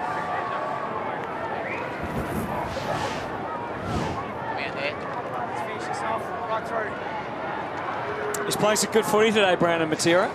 Yeah, more urgency, I think, defensively as well. So he's doing well, pushing right up the field. Back in the middle, and the Saints need to respond. They need a late goal at least to try and stay in this game. It's out to 37 points. An awkward left foot kick from Revolt to the 50. Hickey, they fight a little bit amongst themselves and risk a tally with surety. Comes away, that was anything but from Kolodjasny, but doesn't cost them at all. Shaw with a poking ball back for Kolodjasny. And we're down to the last 50 seconds. They've had 226 disposals to 155. Plus 70, dominating the ball. A lot of it is coming from this transition across half-back. Well, the Saints are actually winning the contested ball by 10. But the uncontested is what has gone well and truly in Gold Coast favour. I think importantly, 84% disposal efficiency to 69 is the big difference. We've seen some good crisp handballing too. Been really sharp with the handball. They do kick a lot, the Suns, but the balance has been a little bit tended towards handballing today. That clears the lot. And with 11 seconds remaining, you could only see St Kilda scoring from here. Got some midfielders now at the top of the game. Lynchy, Prestia, Hall, Ablett, Rishatali. Yeah, that's right. So they're good inside, but on the outside you're spot on. The likes of Harbrow and Hall in space are cutting the Saints to pieces. Ablett taken down without the footy. Joyce, and it's kept in for a moment only by Wright, and the siren sounds to end the first half, largely dominated by the home team, the Gold Coast Suns, who started the year so well, ran into some injuries, and their form has dropped away, but as some of their bodies and their better players have started to return, so has their competitiveness, and they would have enjoyed most of that first half. They could be further ahead, judging by the scoreline, 9-12-66 to 4-5-29 as we get down to Cameron Mooney. Thanks, Hutto. Sab, I mean, obviously a very disappointing half of football from you guys. What do you need to do in this second half to get yourselves back in? Look, I think we're going okay in clearance, but once we're getting it forward, our front line's no good, and they're just coming out the other way, not finding quick enough on transition. They're sieving through us. They've kicked, I think they're on 66, so they've kicked 10 goals in the first half. It's not good enough. All right, mate. Thanks very much for your time. Good luck. Thank you, Moons, and thank you to Seb Ross. The Saints have got a lot of work to do. Sandy Roberts, at the moment, the margin is 37 points. They have, Hutto, yes. Thank you very much indeed. In fact, 21 scoring shots. Well, the Gold Coast Suns have done just about everything. The marks, the tackles, the pressure. Around goal, they perhaps could have been a little straighter, as 9 goals 12 would represent at this stage, but they've been back to some of their best form on a glorious day for football. It is a 37-point margin here at Metricon, 9-12 to 4-5. And Messrs Lynch and Brown still with us in commentary. A few from the south who I've spoken to in the last 10 or 15 minutes suggest they don't want to go home. It's delightful to be here, but the Saints, well, they probably will want to go home because they haven't produced a very good first half of footy. They've got time to change that in this second half. What would be the primary thing they'll want to be doing early in the third? Well, they'll have to restrict the marks, in particular the uncontested marks. Marks for the game are 85 to the Gold Coast, 20 to St Kilda. So Gold Coast are just getting far too much space on the outside, using the ball well, but they're using the ball well because the pressure's not on the ball carrier. So Hickey and Nichols about to pick it up from where they left off just before half-time. Hickey, a former Sun, and Nichols carrying the ruck load right now as we start this third quarter. Not the biggest or highest of bounces. Nichols pats it down, Armitage going no further. Okay, so I've got control here. Coming out here. Yep. Thanks, Mike. Revolt with 11 disposals for St Kilda, 17 for Prestia, and Harbrow the most for the home team as we get into the third quarter proper. Now Bruce up to meet it. Kicked 6 goals here in round 2 last year to announce his arrival. The free kick goes to May, who is in a bit of a heap. 50 metres, just put the ball on the ground, Tim. Yes, you just 50 metres against Tim Memory there. I think that's the third one they've given away too. Taking a couple of big hits today, Stephen May. It was part of the collision where Paddy McCartin was injured earlier on in the day. Just copped one high there. It's a little bit sore. He might have buckled up the knee as he was falling down a little bit. So May, we know he's a penetrating kick. He keeps this low, and it gets through Lynch. Allows Delaney and Montagna, and now Ross to combine. And out wide for Nunes. Has to switch it up, really, otherwise he's outnumbered. Stephen May's loose behind the ball. Yep, just plunked himself about where it would arrive. But tempered the kick, but well, I went straight through his fingers. Riscatelli's been excellent today, so has Prestia, and they collaborate again to get it deep for Wright. And Robertson was hopelessly outsized that time, and we're seeing a glimpse of how potent this forward line might be. We saw Charlie Dixon last night and thought, gee, could they really afford to lose a player like that with the physical presence he provides? But when they got this fella, they've gone up 3 or 4 centimetres and about 5 kilos, and have a look at the legs on it. Well, that's the thing. He's going to develop into. He's got 115 kegs written all over him in 3 years' time. And now the kick, which hasn't quite been right today for most of the Suns. It stays on the wrong side of the post. He's got the height to play a little bit in the ruck, but if he can really develop into a good forward, David King floated him as a forward last week, and I thought maybe it could be premature, but certainly shown enough today to suggest that he moves well, Lynch. I think that's the key as a forward. Rocket pretty angry with that, very disappointed, frustrated with an easy miss. But what I like about it, he's got pretty good speed for a big man, Lynch, so he can get off his man. Not every mark has to be contested. No, he's more forward than ruckman. Because he moves moves well. He's got that power. Handball, you. Oh, not quite as decisive as they would have liked there, the Saints, and they were really always just one handball away from turning it over, and so it proves. Malcheski with an interesting kick into the 50. Couldn't handle it there, Gilbert. Savage kept his composure, and again they'll come away. Geary bombs for Revolt. Nice little nudge, yes. The umpire says it was okay from Thompson. Malcheski knew it was coming, the tackle, but he was still stripped of it. They try and take the advantage. Back here. Yeah, good call from the umpire to call that one back. Well, Malcheski just under the pump. Is that a late call, though? I thought the he called players advantage. tried to take the advantage, did they not? Well, where is it back now? It's still the player's call, Yeah, it or is the is. umpire's call? It's somewhere in between, I Yeah, think. that's right, because it does change. Tanya to half forward, guiding for Revolt, giving them a way to goal. Hickey calling for it in the pocket. Yeah, that's just the bail-out kick. Yours. Bruce tried to fly, but May was the most decisive. Minchington keeps it alive. Membry's got to contend with two, and that proves too difficult. I tell you, McCartin's been a big loss down there. I think that long kick in has really hurt him. They've lost his aerial presence. Yeah, spot on. But Right. as we said at half-time, the major concern is the future with young McCartin. A bit vulnerable there, and Geary came in to win it back for the Saints. Ross, he more had hope than anything. Weller, can they generate some energy? Can they find a way to score a goal here at the start and kickstart a bit of a recovery? Gilbert to the square. And it's gone through amazingly. Would have been a ridiculous goal. It would have been a handy goal for the Saints, and they just need to creep their way back. A couple of goals in this quarter, and they can really challenge in the last term.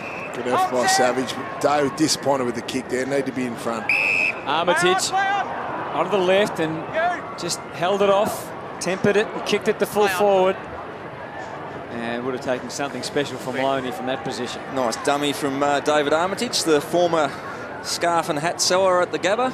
Used to be at the Lions souvenir shops. Too. Sell the memberships and the scarves. You remember him, do you? Oh, yeah, no worries. Well, we're told to talk to him because we wanted him to stay with us. Not that he had a choice, but we're trying to draft him. May back to half-back. Of course, that was pre-academy days, so Yeah. this day and age, he probably would be with the Lions. Riscatelli and Martin, and now Prestia, it grinds to a bit of a halt. Riscatelli again, been outstanding today. 21 disposals from Michael Riscatelli, turning the clock back. Got a bit to work with on that outer side. Kolajasny, now Miller. Yours. And they keep it low all the way. Nice little scoop pickup from Day. And Matera with a couple of metres on Ross. Will he wheel around? Had a lot of space to work in the Gold Coast Suns forwards today, haven't they? Been disappointed. Yeah, the lack of pressure, lack of defensive pressure through the middle of the ground by St. Kilda has been alarming. It's too easy at kicks inside 50. It's been really easy decisions for the Gold Coast Suns kickers. So around he goes and doesn't help. So missed that opportunity, but in the first half they kicked 6 goals from back half turnovers, just basically run the ball through the middle of the ground, hit the targets inside 50 and convert. Missed on that occasion, but we don't see that a lot against St Kilda when they're up and going. Geary force onto the left, and it's up to the wing, and that's about as far as it goes for the moment. Kolajasny, scrappy old kick. Joyce's recovery was excellent, though. They've got the numbers, the Saints defence, and Delaney able to fly and contain the damage. Tanya confronted. Robertson has to kick reasonably quickly, but he's able to find a way. Adelaide Minchington drops the mark under some pressure from Lynch's recovery. Was excellent, though, and it actually helped their progress. Gresham needs some protection. Revolt has to get rid of it instantly. He knew it. Now Bruce got Membry. Will he come up to him? No, he turns into the pocket. High ball, an uncomfortable weight with May there. Well done, Loney. Popped up in the right place, but he can't talk the ball back for a goal either. Just see there, Tim Membry, more of a leading player, Lynchy. He's not a tall, key forward in the traditional sense, so he likes him more in the lead. They've had to go to him a bit more today, long, and in that contested situation, which just hasn't suited. And that's, with McCartin not there, has certainly hurt them. Lynch, the bailout kick with Nichols. He's been pretty good today, Nichols. He's working his way back into some form, was pushed out of the side, replaced by Curry, but got another chance once Curry hurt his finger and was on the sideline, so he's taken his chance. Hall continues to accumulate. Thanks, Jared. Play on now. You. Tira back to the wing, Kolajasny. And that has been the problem for St Kilda. Gold Coast Suns just waltzing out of half-back, easy kicks. And off the left boot, Savage has done well to hold his ground and not give away the free. To revolt, got Jack Stephen coming one way, back to Savage instead. Got as much on it as he could because the Saints were out the back. Does it get there? Loney had to come to the front. Same result he was after, although the handball was dodgy. Got worse with Membry. Boy, they did that hard, but the result was what they were after, a goal. They're lucky to finish that off. Jack Loney would be disappointed he didn't get this ball back, but just went for the contest. It was a good little crumb here by Loney. Gave it off. It was a bad fumble by Memory. He was able to get away with it. Wouldn't have minded just getting the nice little slippery handball on the way past, but fortunately enough, he finished. So they've had a bit of the ball, the Saints. 38 disposals of 32. Kicking 1 goal 3 for the term to the 2 points to the Suns. Yeah. Do you agree with that, Ro? Because you're not looking through at the Sun as you're looking through this contest here.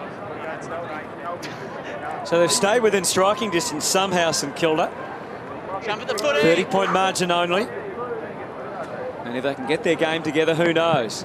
Tommy Lee taking his turn in the ruck, and Nichols. Oh, tap. That was outstanding out of the middle. Riscatelli with the service to Hall. Blink of an eye. Goal!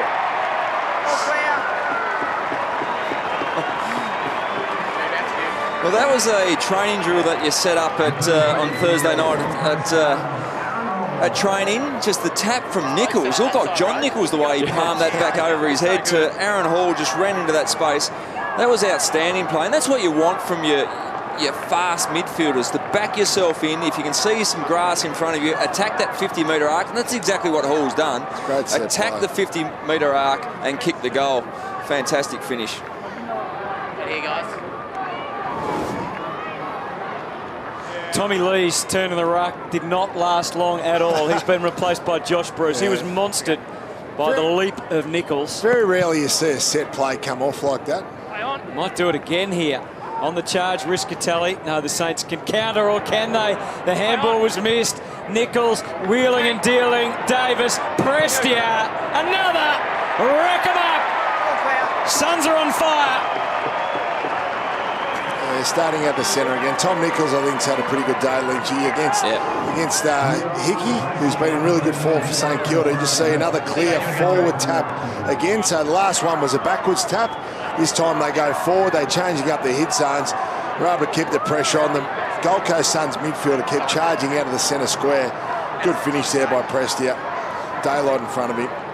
And that's the thing, good smart play from the Suns forwards, that they're not coming up at the ball, they're spreading, so allowing their midfield who are on top to run into that space, to get within kicking range, rather than nothing worse than having a centre half forward that drags his man into the contest.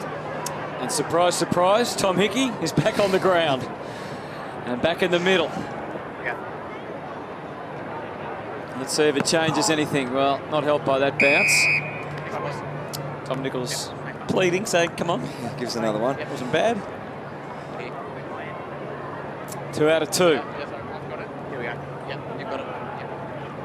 Yep. Call they want to draw, and then Dunstan sends the Saints forward. Membry had it knocked away. Martin, the pressure grows. Saints swarming in there. And Reva, what a collect for Dunstan. The dab hand, what a pass it was. And the Saints get that shot for goal, and no confidence in Hickey at all. Savage calling for it 15 metres behind where he was on the edge of the 50. Well, I think with Tom Hickey, he's got this awkward kicking action, but he's pretty reliable. Yep. So you turn the clock back to James Manson of Collingwood. Very awkward, but rarely missed from sort of 40 metres out. No, Bruce. Don't give one away. 19 goals, 19 for his career. 2 goals, 2 for the season. Tom Hickey, Saints need it. Nick. And don't get it. He was never going to kick that one, was he? I pumped him up. But you're right, Brownie, you said before, he's had a good season, Tom Hickey. Lowered his colours to Nat Nui in the Western Australian game when they got smashed by 103 points. But outside that, he's been very good.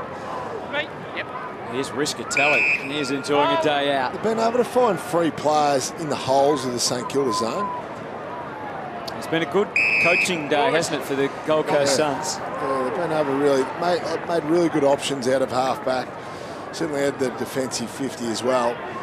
Been a little bit slack, St Kilda. That's the thing, if you're playing a zone, it has to be a high-energy zone, so you've still got to be moving around your area, protect your area, but it's just a bit stagnant at this stage, or for most part. Yeah. And again, they're happy to take the long way home. Joyce hasn't put too many feet wrong so far today. That wasn't the best of convincing kicks, but they keep it alive. Shaw into half forward. Miller, not quite. Here he is again, Riscatelli. Doesn't take the ball with him this time. Gilbert as they try and surge. Savage on the end of all that. Nakers, they're just sharing it around. Stephen, he takes the responsibility of the kick into 50. Tommy Lee's been redeployed into the forward line now. Beaten to the punch by Rory Thompson. Comes charging out. Wasn't sure at all where to kick it. And he wobbled one, and Lee's gone down hurt again. The Suns have cobbled it together, got it to half forward. Matera can poke, and Lynch will mark.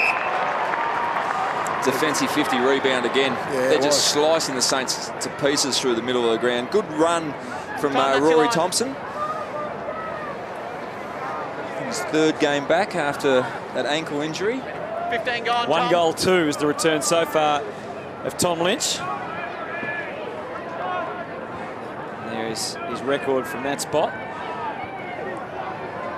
So it's hope for the best here.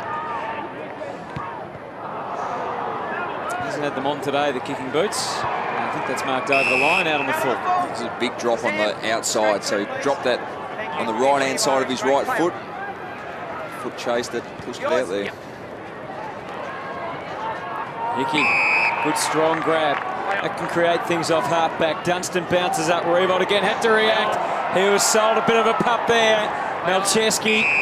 Holding Gold Coast, Malcheski. It was a good play by Malcheski. He came forward to defend, and that's what I've been impressed about the Gold Coast Suns' defence or their tackling. They really got forward into the St Kilda face. We know St Kilda moved the ball quite quickly off half-back.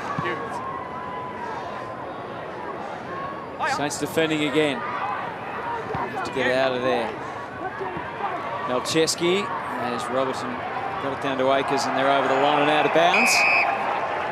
The other thing about this performance from the Suns, Ablett's been good, but not dominant. He's had 14 disposals. And most of those, I'm pretty sure he had 10 in the first quarter or 9 in the first quarter, so he's been pretty quiet since. But yeah, spot on. His best game last week, a lot quieter this week, but his midfield teammates standing up. Well, that bloke, Riscatelli, he's been outstanding. Been incredible. He's had a huge game. I mean, we spoke about it earlier in the season. 2 years ago, he looked like his career was all over.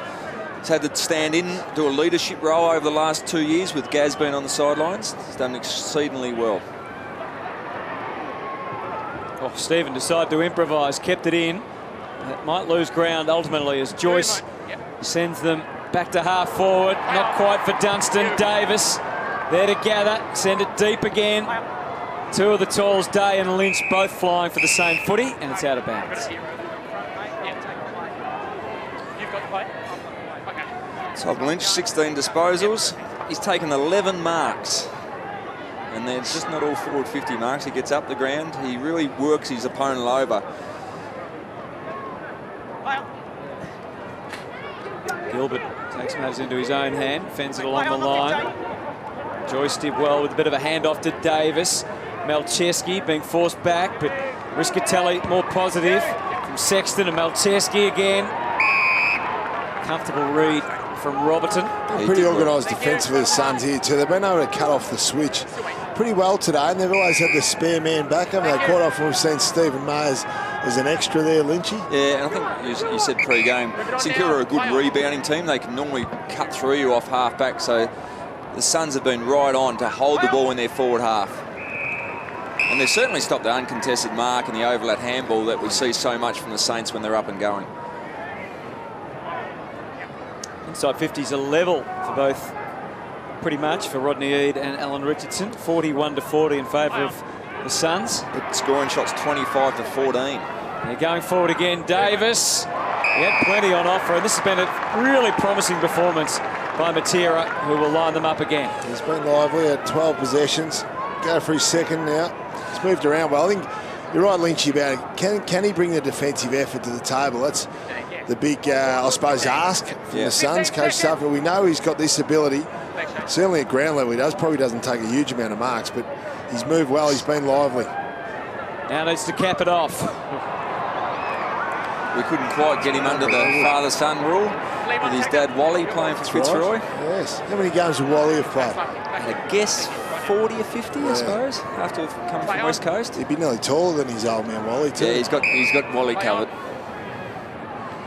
Here's Gilbert on the move. Back to the wing for the Saints. Is there a way out? Kolajasny intervenes. Joyce.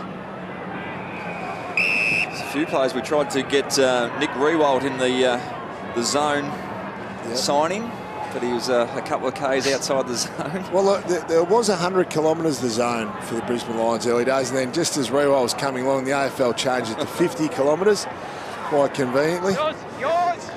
Sexton, probing kick, and he had a good look at it. Gilbert takes the mark as they spread. Savage. It's a good-looking kick to half-back, and was able just to set up and allow Loney in. Changed the angle. He ignored Ross and went longer down the line for Lee and Membry. Membry competes well. Can't take the mark, though. Montañez kept on running here. Stephen takes it away from Thompson, feeding through Membry.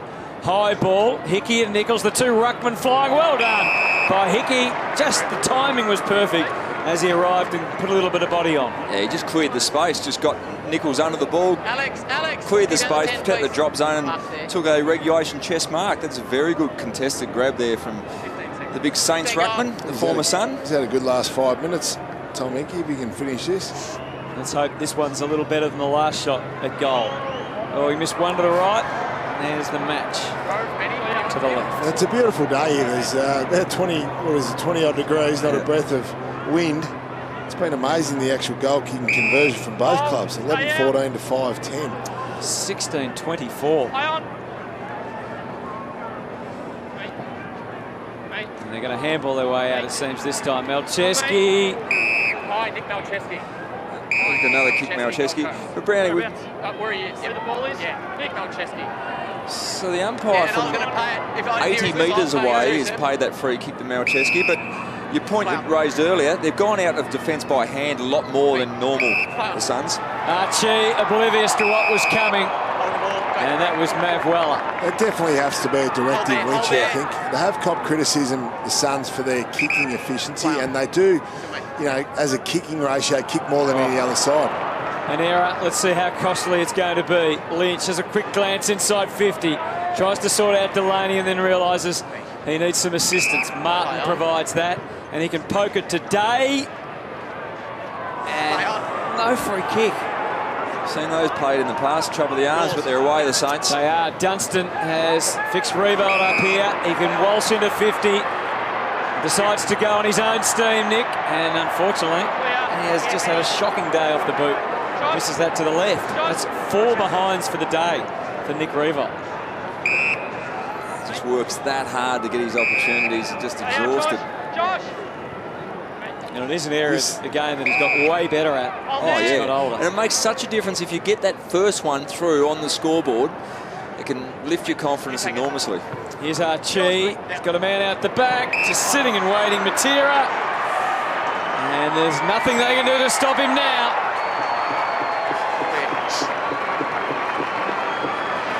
Seems to be the only way. They're kicking goals at the moment, both sides. Again, we see from half back here, Lynchy, and St Kilda is slow, stationary. They're not moving their feet here on the zone. Now, this one probably lucky gets over the top, but have a look at this. There's not a lot of intensity, and then you've got 3 Gold Coast Suns players over the back. This time was Brandon Matera, but there's just been no. They just haven't been lively at all when it comes to setting up the zone properly. Far too many holes coming out of half back for the Gold Coast Suns. Just to be able to pick apart St Kilda. They were disappointed about that. Brandon Matera, he's had a good day. 2nd goal, 14 possessions.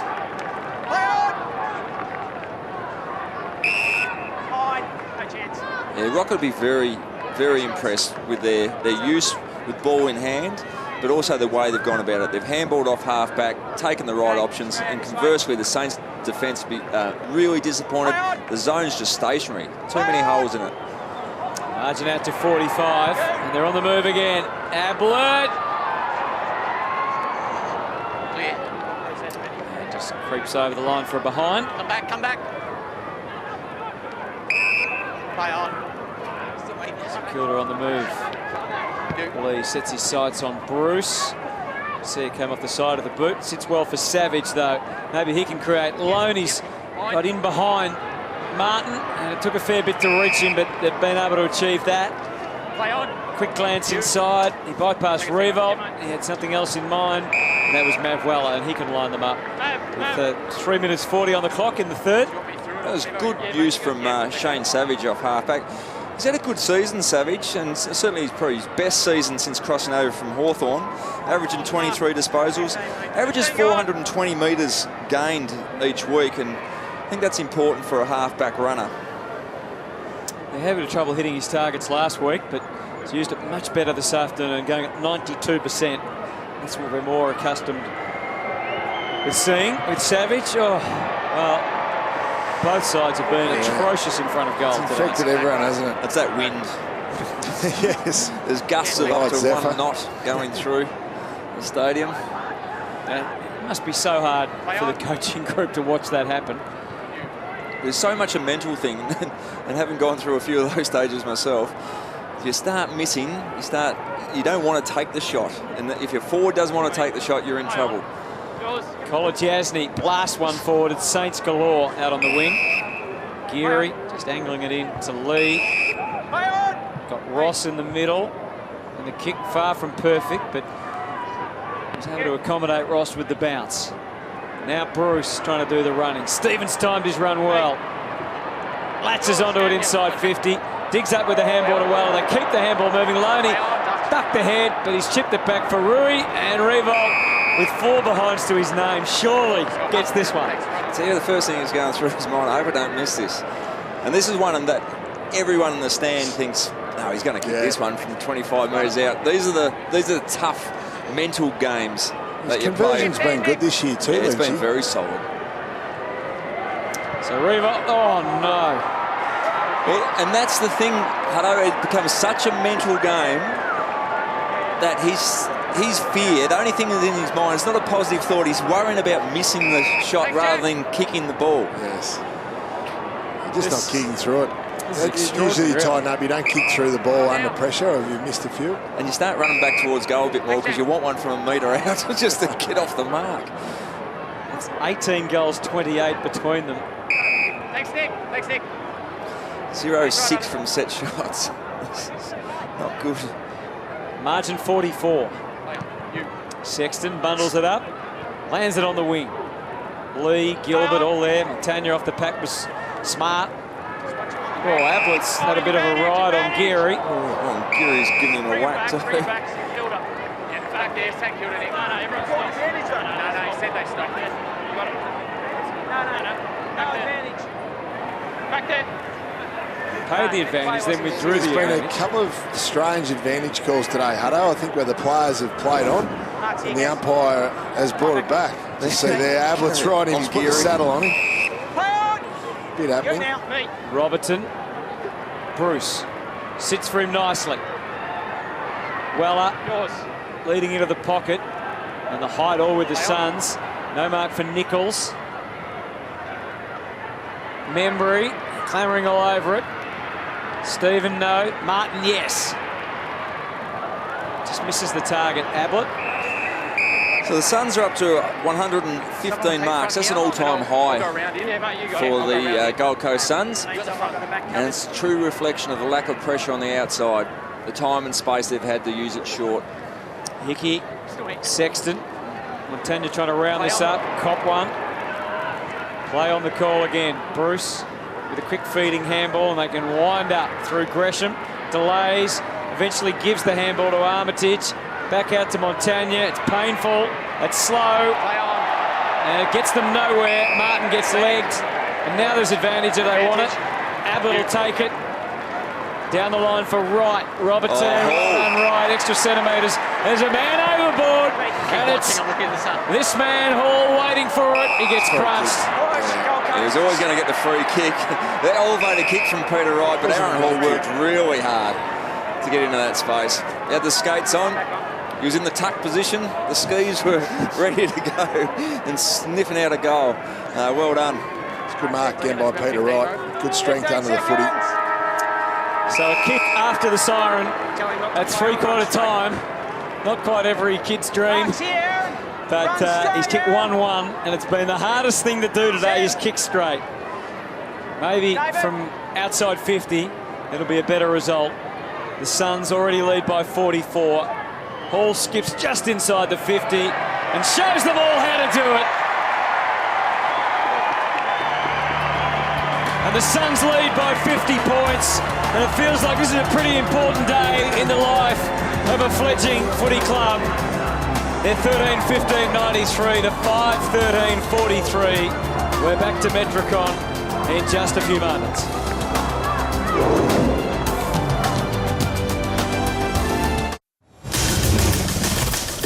If you want to keep away from politics on this election day, there's more great footy action coming up. Sydney and the Bulldogs, 2 contenders this year. Second place Swans against the 8th place Bulldogs. It's the twilight fixture. It was a classic last year. And then later on tonight, 2 sides. Well, Carlton and Collingwood, they're the oldest of rivals. Silvani will be wearing the Blues jumper again this afternoon. Will there be frustrations for Bucks, or will the Pies continue on from where they left off last week? That's all to come, but there's still a quarter between the Gold Coast Suns and the Saints. And it's been a terrific afternoon so far for the Gold Coast Suns. Cameron Mooney. Yeah, look, it really has, Hutto. We know about the start of the year as well. They won their first 3 games on the trot, and then it's been nothing short of disaster for this football club since then, losing the last 10 weeks. But we know they had a really hard draw through that period. We know they had injuries. With Yago Mira playing today, looks like he's going to be back in the next couple of weeks. We know Presti has come back in the last few weeks and really starting to get some really good time under his belt now. Gary's starting to get some really good fitness and starting to come back to his best. And we see their run home. Only 2 teams in the top 8 on their run home. So hopefully, after this win today, and they've still got another quarter to go, I know, but after this win today, hopefully they can get on to a little bit of a roll and at least finish the season off and just give these supporters something to go home with. It's interesting as to what they can achieve in the back half of the year, boys, and what that will do for the footy club. Apart from confidence, it could make it a destination that players want to come to if they do, with their draft picks, look to attract other players. Oh, absolutely. It shouldn't be understated how their list has been devastated by injuries. So many of their star players been out, so they get to the bye, reset, get some of their stars back in, and they should look to come home with a positive win-loss ratio on the way to round 23. It's been a dog of a day for the Saints so far. You saw the look on Nick Prevold's face as we start the last term. They'll be looking for some respectability in this last quarter. But it begins as it left off, with the footy in control by the Gold Coast Suns, and deep inside their 50. Lynch has loomed large without kicking a bag full today. It was a rare drop there by Lynch, wasn't it, Hunter? He had a good position. Savage locked away, fenced in almost in the back pocket, but Sexton refused to come at him, so he took all the time that was on offer. Here's Bruce, and that's a bit of a weird one. Well, and look back at the 3rd quarter. Gold Coast kicked 4 goals 3. The Saints kicked 1 goal 8. So it was 9 scored shots in favour of the St Kilda to 7. Inside 50s, Suns were +4. But most of the other stats were pretty similar. Just the Saints continually hurt themselves with missed opportunities in front of goal. Ablett, Sexton and Malcheski, the groundwork's all done. It's inside again. Robertson after the initial fumble. And now Montagna is able to set Savage free. Seb Ross back to Robertson, so a little labour intensive, but they can find Hickey on the wing, and it does sit nicely for him. They're away. Stephen gets into his full flow, and they've got a couple out the back. One of them Membry, the other is Weller. Joyce gets cleaned up. Loney, 2 Suns to try and deal with. He also caught one. Play on. Membry taken care of, kicked away by Riscatelli. Most things he's tried today at work, that maybe not so. Gilbert with plenty on it. May has been outstanding again. Yeah, he's been very good, Stephen May. I was really looking forward to the contest between May and McCartin, which unfortunately really didn't eventuate after Paddy McCartin went down with concussion in a very early contest in the game. So he's been able to set up really as the loose man for big chunks, Hutto. Yeah, he has. Both sides losing a player, as Brownie alluded to there, with McCartin with concussion and Rosa, unfortunately, with another hamstring.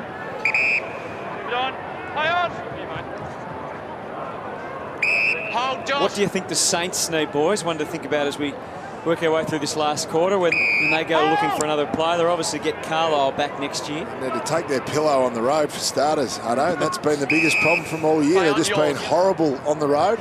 They've been very, very good in Melbourne. Yeah, Etihad Stadium, they've been outstanding. That's a good hunt down. Well, he's spot on. Last 8 games on the road, average losing margin of 57 points. Major concern. Nunes did well. Sets it up for Revolt to leap over the top of Riscatelli. The Saint veteran has the mark outside 50. Be happy not to be shooting for goal. With 5 behinds to his name this afternoon. Just lays it up for Weller. And it just cleared his head. And this man's been outstanding in defence today, Jack Martin. Yeah, a potential superstar at either end of the ground. And I think in time he can go into the midfield as well. But lack of ability to convert set shot opportunities, the Saints still haven't kicked one. Malcheski for Sexton. He's another one of those mid-age players that is probably playing his best footy now of his career. He has. He's certainly improved this year, Hutto.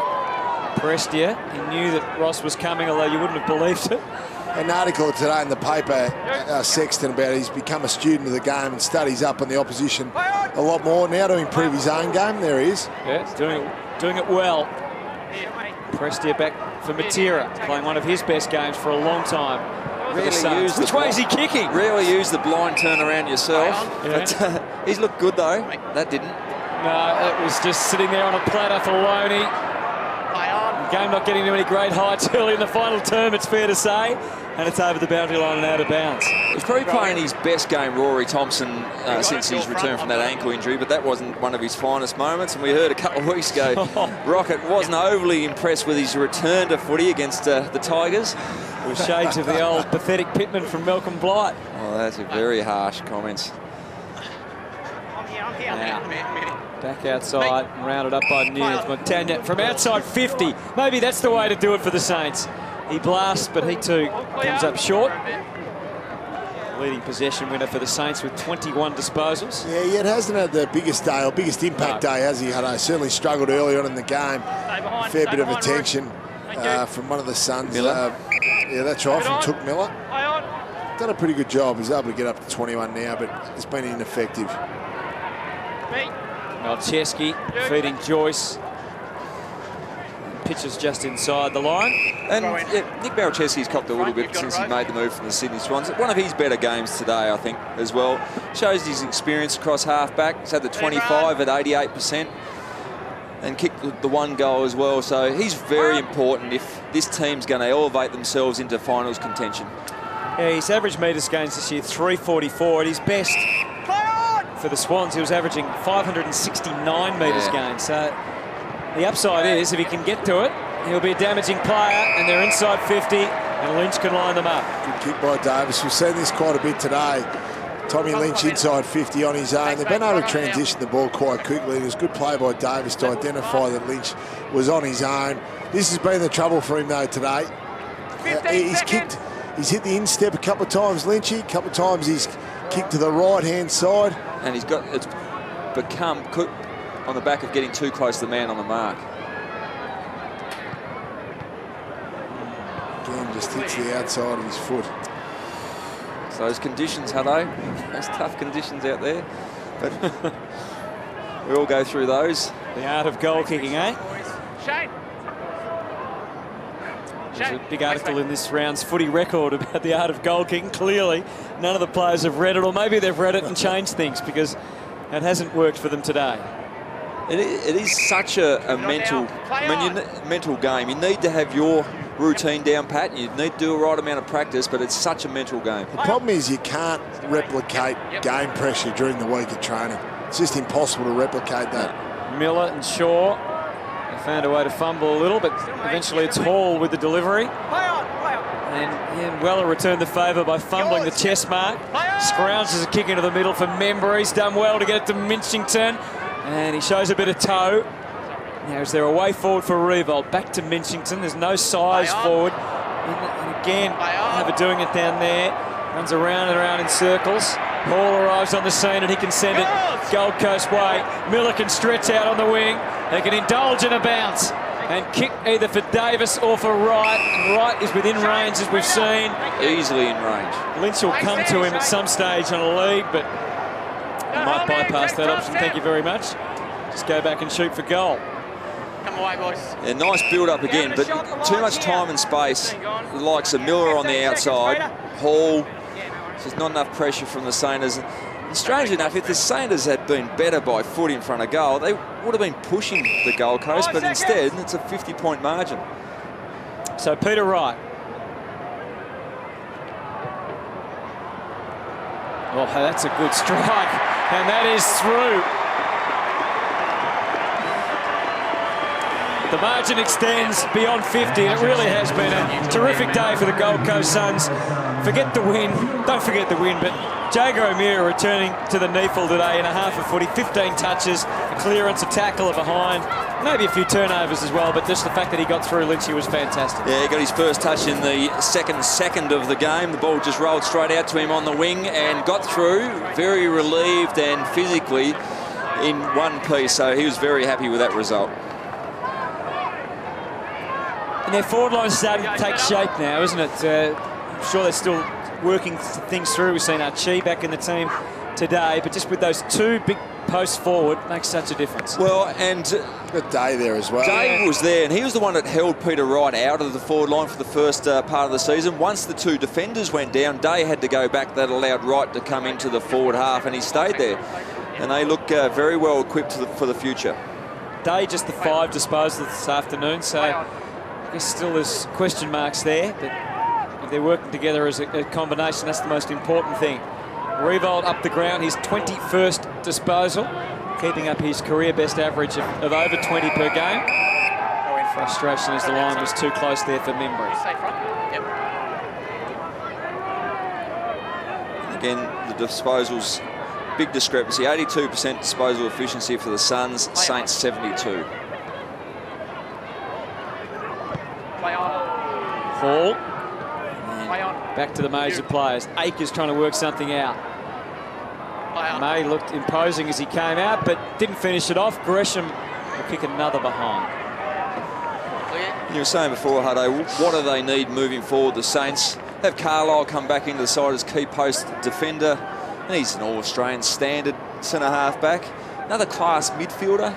Yep. Obviously, there's been discussions around the likes of Rockcliffe in discussions this week. And O'Meara. It's probably the key position, the key position, defenders, Lynchy, is where the question mark will be. Or, can Carlisle come back in? Can Hugh Goddard get out there? Because obviously the key defenders are older.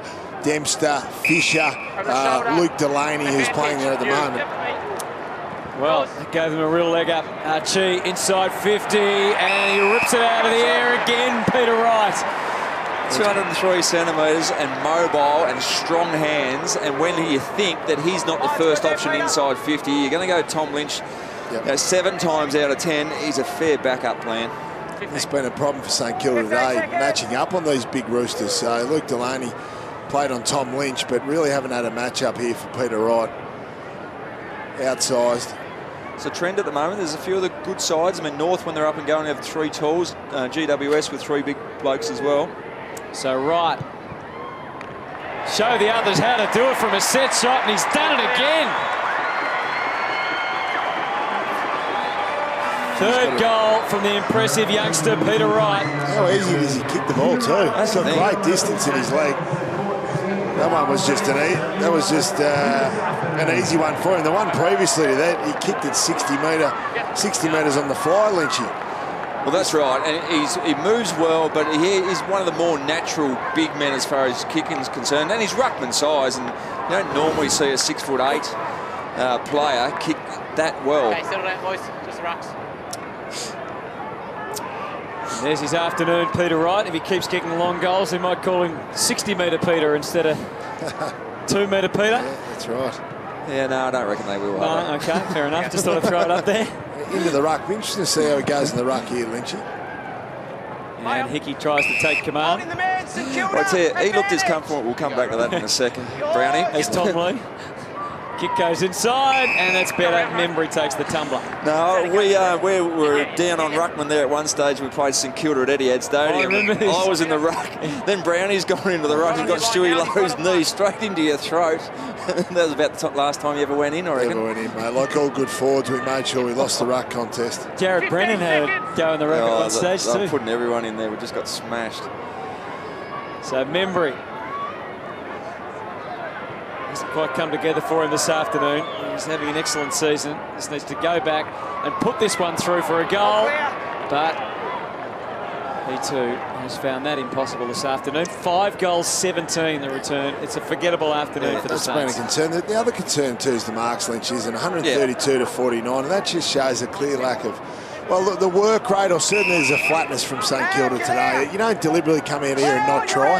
That's by far and above a PB for the Gold Coast, and that's really disappointing from the Saints' point of view, because a lot of it isn't this just back half chipping around. It's those sort of kicks, hitting targets. Interesting, the Saints are winning the tackles, but it's 38 to 34. Very low tackle count sort of game. Yeah, they're the two indicators of work rate. Hutto is marks and tackles, obviously, and they've both been really down for St Kilda. 122 of those 135 are uncontested, so space.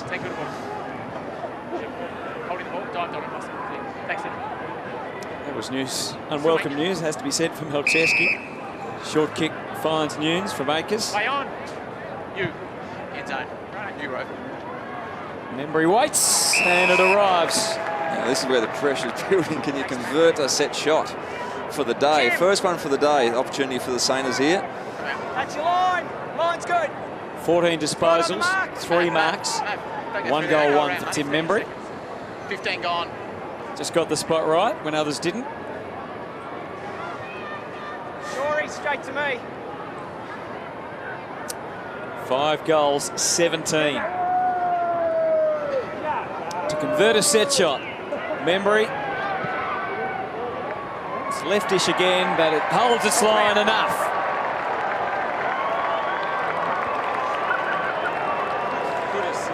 It's fair to say they've needed that for a while, but all too late. The energy, the confidence has been sapped out of the Saints team. That was a good mark, good pass from Nunes.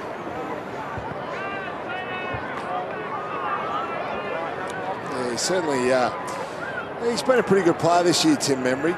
Probably relies on the quicker ball movement inside 50. He's more of a leading player.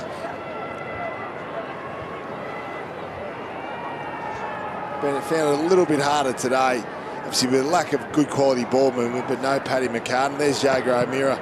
They're recovering after his good stint today in the first half for the Suns reserves. Little hook down from Nichols. Ablett couldn't pounce on it. Armitage. Now Ablett does make the little steal, runs headlong into more Saints, and Armitage continues to bury his way through. Harbrow try and respond. Ablett spinning handball. Akers straight back into the mire.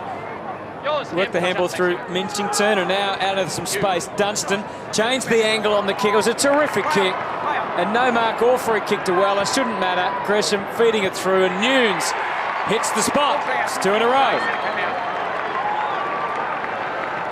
A bit of junk time goal there. Rocket to be frustrated with this, Lynchy. One of the easy goals over the back. It was a good kick across the body, wasn't it? Just caught Jack Martin unawares. I don't think Weller normally would have taken those, but well played there. Good finish. Yeah, nice finish. But too little too late, and 15 of the top 16 ranked players on the field are Gold Coast Suns players. Rischitelli leads the way with his 30 disposals.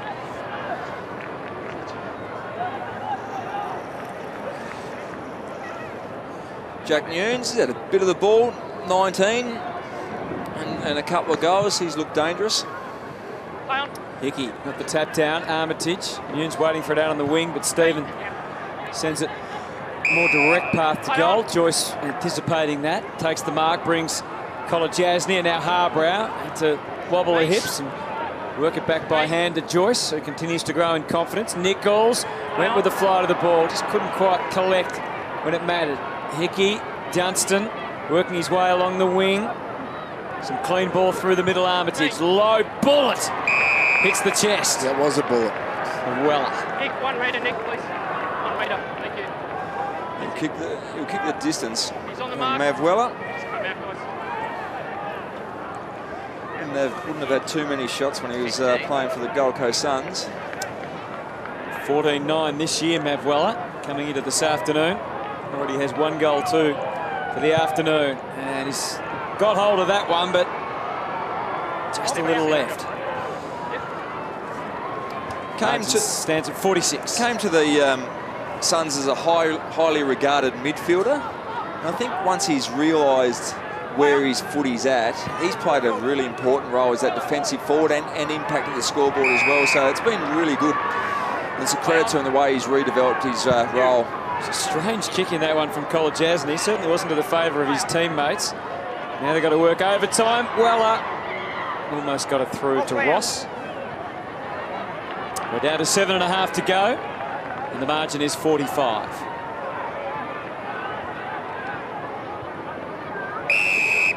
Oh! Melcheski. Move on. Player. Time's up. Pretty comfortable for Lee. Well, the urgency's certainly gone out of this game. It has flown, hasn't it? Struggling to get out of the back half now, the Suns. Into the pocket, Membry. And Martin on hand. So I've liked Jack Martin going into defence, Lynchy. Yeah. You made the reference before that, you know, similar to Chris Johnson when he was put in defence by Lee Matthews back in the early 2000s and was a critical mover of the ball, used to set up play. And Jack Martin's got similar type of kicking skills and and he's good in the air as well to support his other defenders. Kolodjasny had to revise his decision as the path out to the wing. They're outnumbered, and Geary should be able to work here with Savage. Missed his man, and now Savage will have to turn the body. Miller trying to collect him. Ross getting his wits about him, did a good job. Gresham the next in the line of 5. Misses Minchington, and squeezing the kick out was Nunes. Now Montagna, they're getting each other's way. Took a bit of a buffeting from Bruce. Twists and turn and kicked it full forward. And Weller takes the juggler. Gets another chance, Mav Weller. They worked pretty hard there, the Saints, to keep the ball moving forward, and they've sort of owned the ball over the last 5 minutes or so. Hit the scoreboard on a couple of occasions with a couple of goals and 2 behinds as well in the last 5 minutes. This will give them some confidence to try to finish off the game, but they'll be drawing a long bow, really. They've been disappointing for the most part. It's a dangerous forward, isn't it? When you consider what they did last week, to see what they've served up today is bitterly disappointing, and that's been one of the major problems they've had this afternoon. He's looked dangerous up until that point. Yeah, that's right. Up until his actual shots on goal. He's kicked 1 goal, 4. And Alan Richardson knows the questions that are coming his way post-match about the travel. And well, it's a travel, and it's part of a developing young team, and he won't be hanging his hat on, you know, we're a young team. He'll be wanting to bridge the gap between their best and worst, because at the moment it's too big. Cascading through the middle, and it's got Lynch on the end of it. Does he have a shot? I think he did. Wasn't the connection he was after. I reckon he's tried to hit the top of the goal square there, and it's come off the side of the left slipper. All right, we'll go with that. Yeah, I'm pretty confident he was trying to get to the top of the square. Akers plums for the wing, and Hickey and Membry still dragging some marks down. Stay out, stay out, stay out. Savage peers into the middle. Again, he goes for the deepest possible kick and just can't quite get through the cracks. Melcheski and May continue to accumulate. Melcheski up to 29 disposals now. May's had 22. Harbrow's had 20. Kolodjasny 20. Martin 19. So they've had a feast down there in defence. Yeah, and all players that have struggled at different stages with injury as well. So they're getting that back 6 back together and getting some continuity in their play. And a bit of stepping stones here Miller giving them some real dash off the wing. That's mine. And Lynch will surely gobble this one up. No, that's a fine effort from Geary. Now, is there a path out? That's just a blind kick. Easy from here to say, but it was unnecessary. The haste, that'll be 50.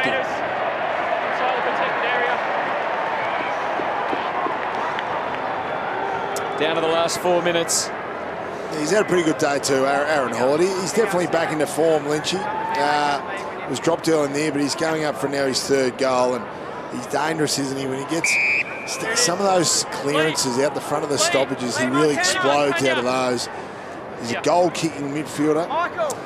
He puts space between him and his opponent, and that's what you want. You can't have everyone as hard inside players. He had to go back and get his contested ball numbers up, and he certainly did that. 6 goals, 10 for the year coming in today. Has 2-1 for the afternoon. So his shooting for goal has been pretty average for much of the season, and it continues there.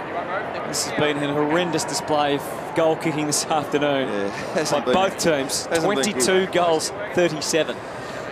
Fair to say, fairly disappointing. And these are as good a conditions as you'll find in the AFL all season. Oh, that's right. This is beautiful conditions. Montagna goes to half back. Asked a fair bit of Geary, and he's done really well. Can link up with Savage. Ross knew what was coming. Fends it back. Dunstan looking for some run from behind. In fact, it's going the other way. Ablett hands it straight back to Gilbert. And he sends it out to the wing where Ross has got a lot of time on his hands. He turned around to Gilbert and said, "Where were you kicking that to?" Down the line.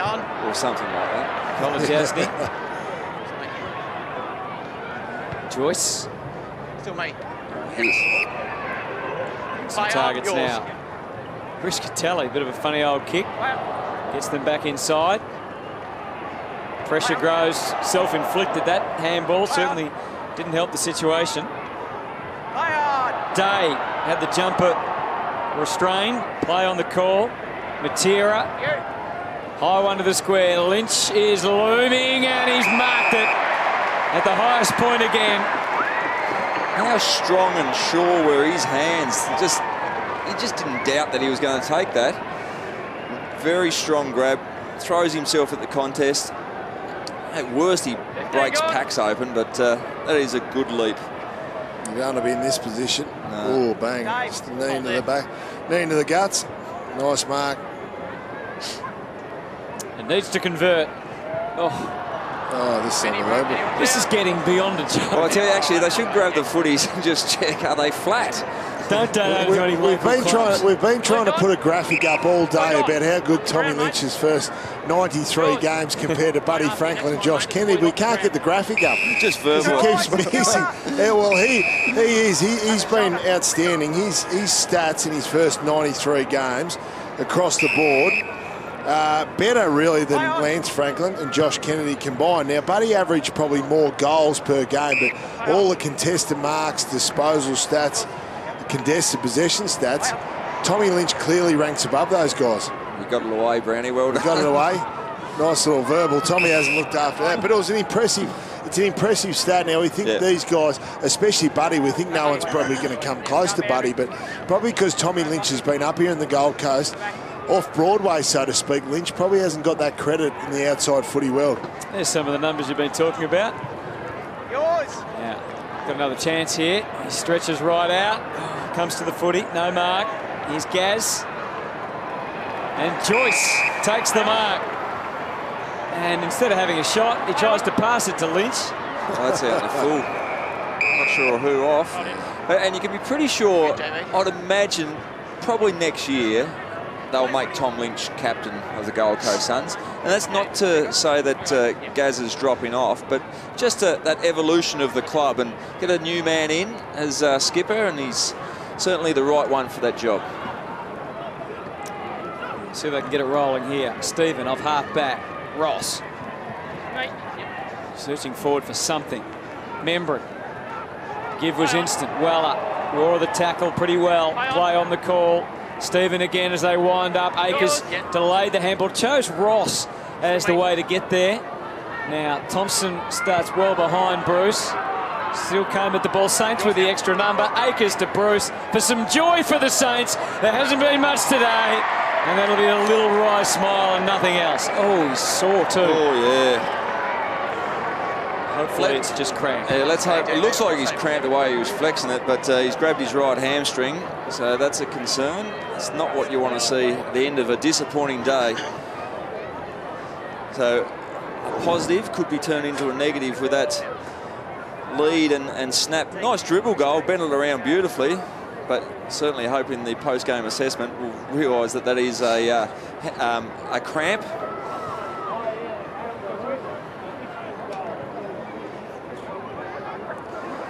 Nice little goal from Josh Bruce.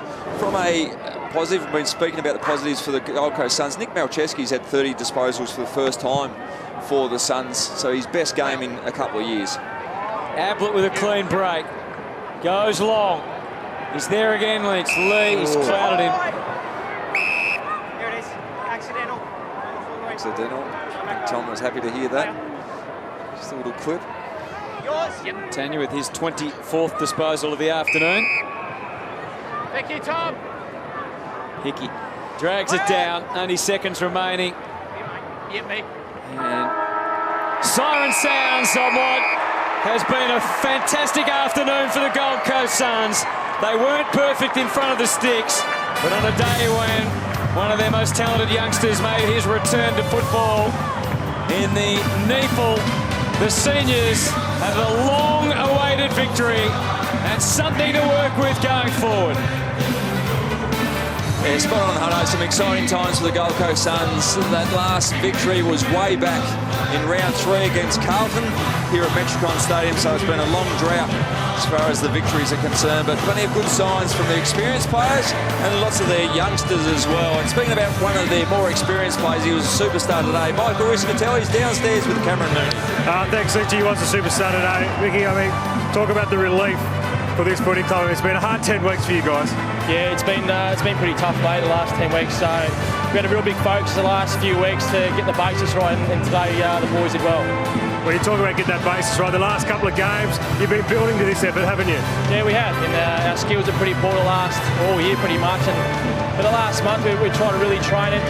Every session, the boys are doing extras and really trying to get the best out of themselves. And today, we sort of hit the money, so I'm pretty proud. Does it feel like he's just starting to get the ball rolling a little bit on the back of, obviously, Gaz is getting fit, Prestia comes back in getting fit, so O'Meara played today, just starting to get the pieces of the puzzle back together? Yeah, slowly but surely, mate. Hopefully the back end of the season will be a little bit better than the first half, so so it should be good. Looks like you found one there with Peter Wright. Yeah, he can clunk a Danny and he can kick him, so he's going to be a superstar. He is, mate. Well done, mate. Thanks very much. Good to see Michael Riscatelli getting back to his best form, 33 disposals. As you saw, on a big day for the Suns. Not sure they could bring a barn door out there and put it for the players to have some shots. They probably wouldn't hit them the way they kicked the goal today. It's unbelievable. Tommy Lynch was the one that led that too. 1 goal, 4. Tommy was fantastic, had the 20 disposals, but it was a lethargic performance by St Kilda, especially early on in the game, wasn't it? They were conceding a lot of marks. They looked off right from the get-go. I think the Suns scored about the first 25 points of the game before St Kilda got on the board. One of the guys that helped set it up was Dion Prestia, who's down there with Moons. Yeah, I think he's just about ready to go with you, Moons. Sorry, I'm just having our own little conversation down here. You know what I mean? Just talk about what this means for the footy club. I spoke with Michael Riscatelli before. It's been a tough 10 weeks. Yeah, it has been. You know, we started really well. We got a lot of injuries, we admit that, but we built a lot of building blocks those 10 weeks. So now hopefully the back end of the year we can get a lot of wins and build on. We spoke about, I guess, the run home that you guys have got. I mean, only 2 teams in that top 8, so it is really opening up for you to have that good run home on the back of yourself, Gaz getting fit again, and O'Meara coming back soon. Yeah, I was really excited for Jager playing today, but yeah, this competition's really close. Like St Kilda beat probably the best team in the comp last week, so we go into every game expecting to win. So yeah, that's all we have to do from now on. Just spoke before about Peter Wright. I mean, he's a big boy. He's clunking them at the moment. And I guess when Charlie Dixon left, we thought, you know, who's the guy that's going to stand up and help Tommy Lynch? Looks like you found that guy. Yeah, Pete's a big boy. I don't want to get in his way, so it's good having him on my team. But he just complements Tommy Lynch really well. So having 2 of them in form is going to be really dangerous. And yourself, how's your form?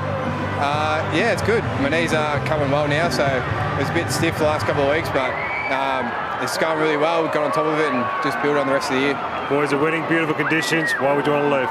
It's pretty nice and hot, isn't it? He didn't quite answer the question. Got out of that one beautifully. But obviously, yeah, a lot of talk about Dion Prestia and where he'll be next year, but certainly from the Suns' point of view, they'll be looking to secure him, along with Jager O'Meara, because they're two very important players in the development of this team. And they've still got some games to win in the latter part of this season. The Suns have got a big game, an important game against the Brisbane Lions next week, and the Saints will be taking on the Bombers at Etihad Stadium.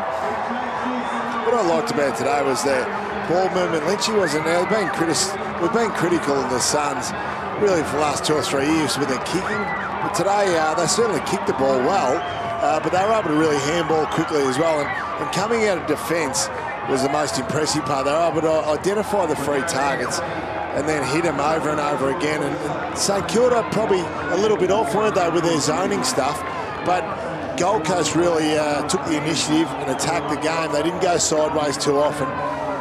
They were really sharp with their skills, kicking skills, handballing skills across the board. That's probably the best I think we've seen them for almost a year or two. No doubt about that. Their energy levels were very good this week, last week, the week before against Richmond as well. They didn't capitalise, and certainly when they dropped off against the Hawks last week, they made them pay on the scoreboard. But this week they got away with it and just were too good on the outside for the Saints. So the Saints will be disappointed. I think as a Saints fan, I mean, you still go away from this season to date excited about the future, but at the same time just frustrated because they're so good and then can be so poor. I guess when you rely on that pressure as the hallmark of your game, it is hard to, it shouldn't be, I mean, theoretically it shouldn't be, but it obviously is, to produce that level of intensity each week. And if you just drop off a fraction, that's when these things can happen. I saw Dion Prestia talk about how even the competition is, and if you're 3% off, 5% off, it's going to make a massive difference with that work rate indicators, which are uncontested possession and tackling, and a couple of percent off there, and it really hurts you. And now, you give a side like the Gold Coast Suns, who are ranked 18th in the competition for their kicking, they carve you up. So imagine what a good side will do to you. They've taken 149 marks, the Gold Coast Suns. That's a huge number. A PB for the Suns by about 30 or 35, and they'd be pretty happy today. It's good to get a win on the board. They're not going to play finals this year, but they can actually build something in the latter part of the season and reshape the finals. And certainly teams come up against the Gold Coast Suns, they will know they're up for a fair contest. Jesse Joyce, the 18-year-old, enjoying his first victory. Yeah, he was. Yeah, boy from Palm Beach and Currumbin. Yeah, he was Suns Academy. By foot, used the ball pretty well off half-back as well. He moved very well. Plenty to like about the Gold Coast Suns. He's turning green. It's been a long time coming, but that winning feeling is back for the Gold Coast Suns.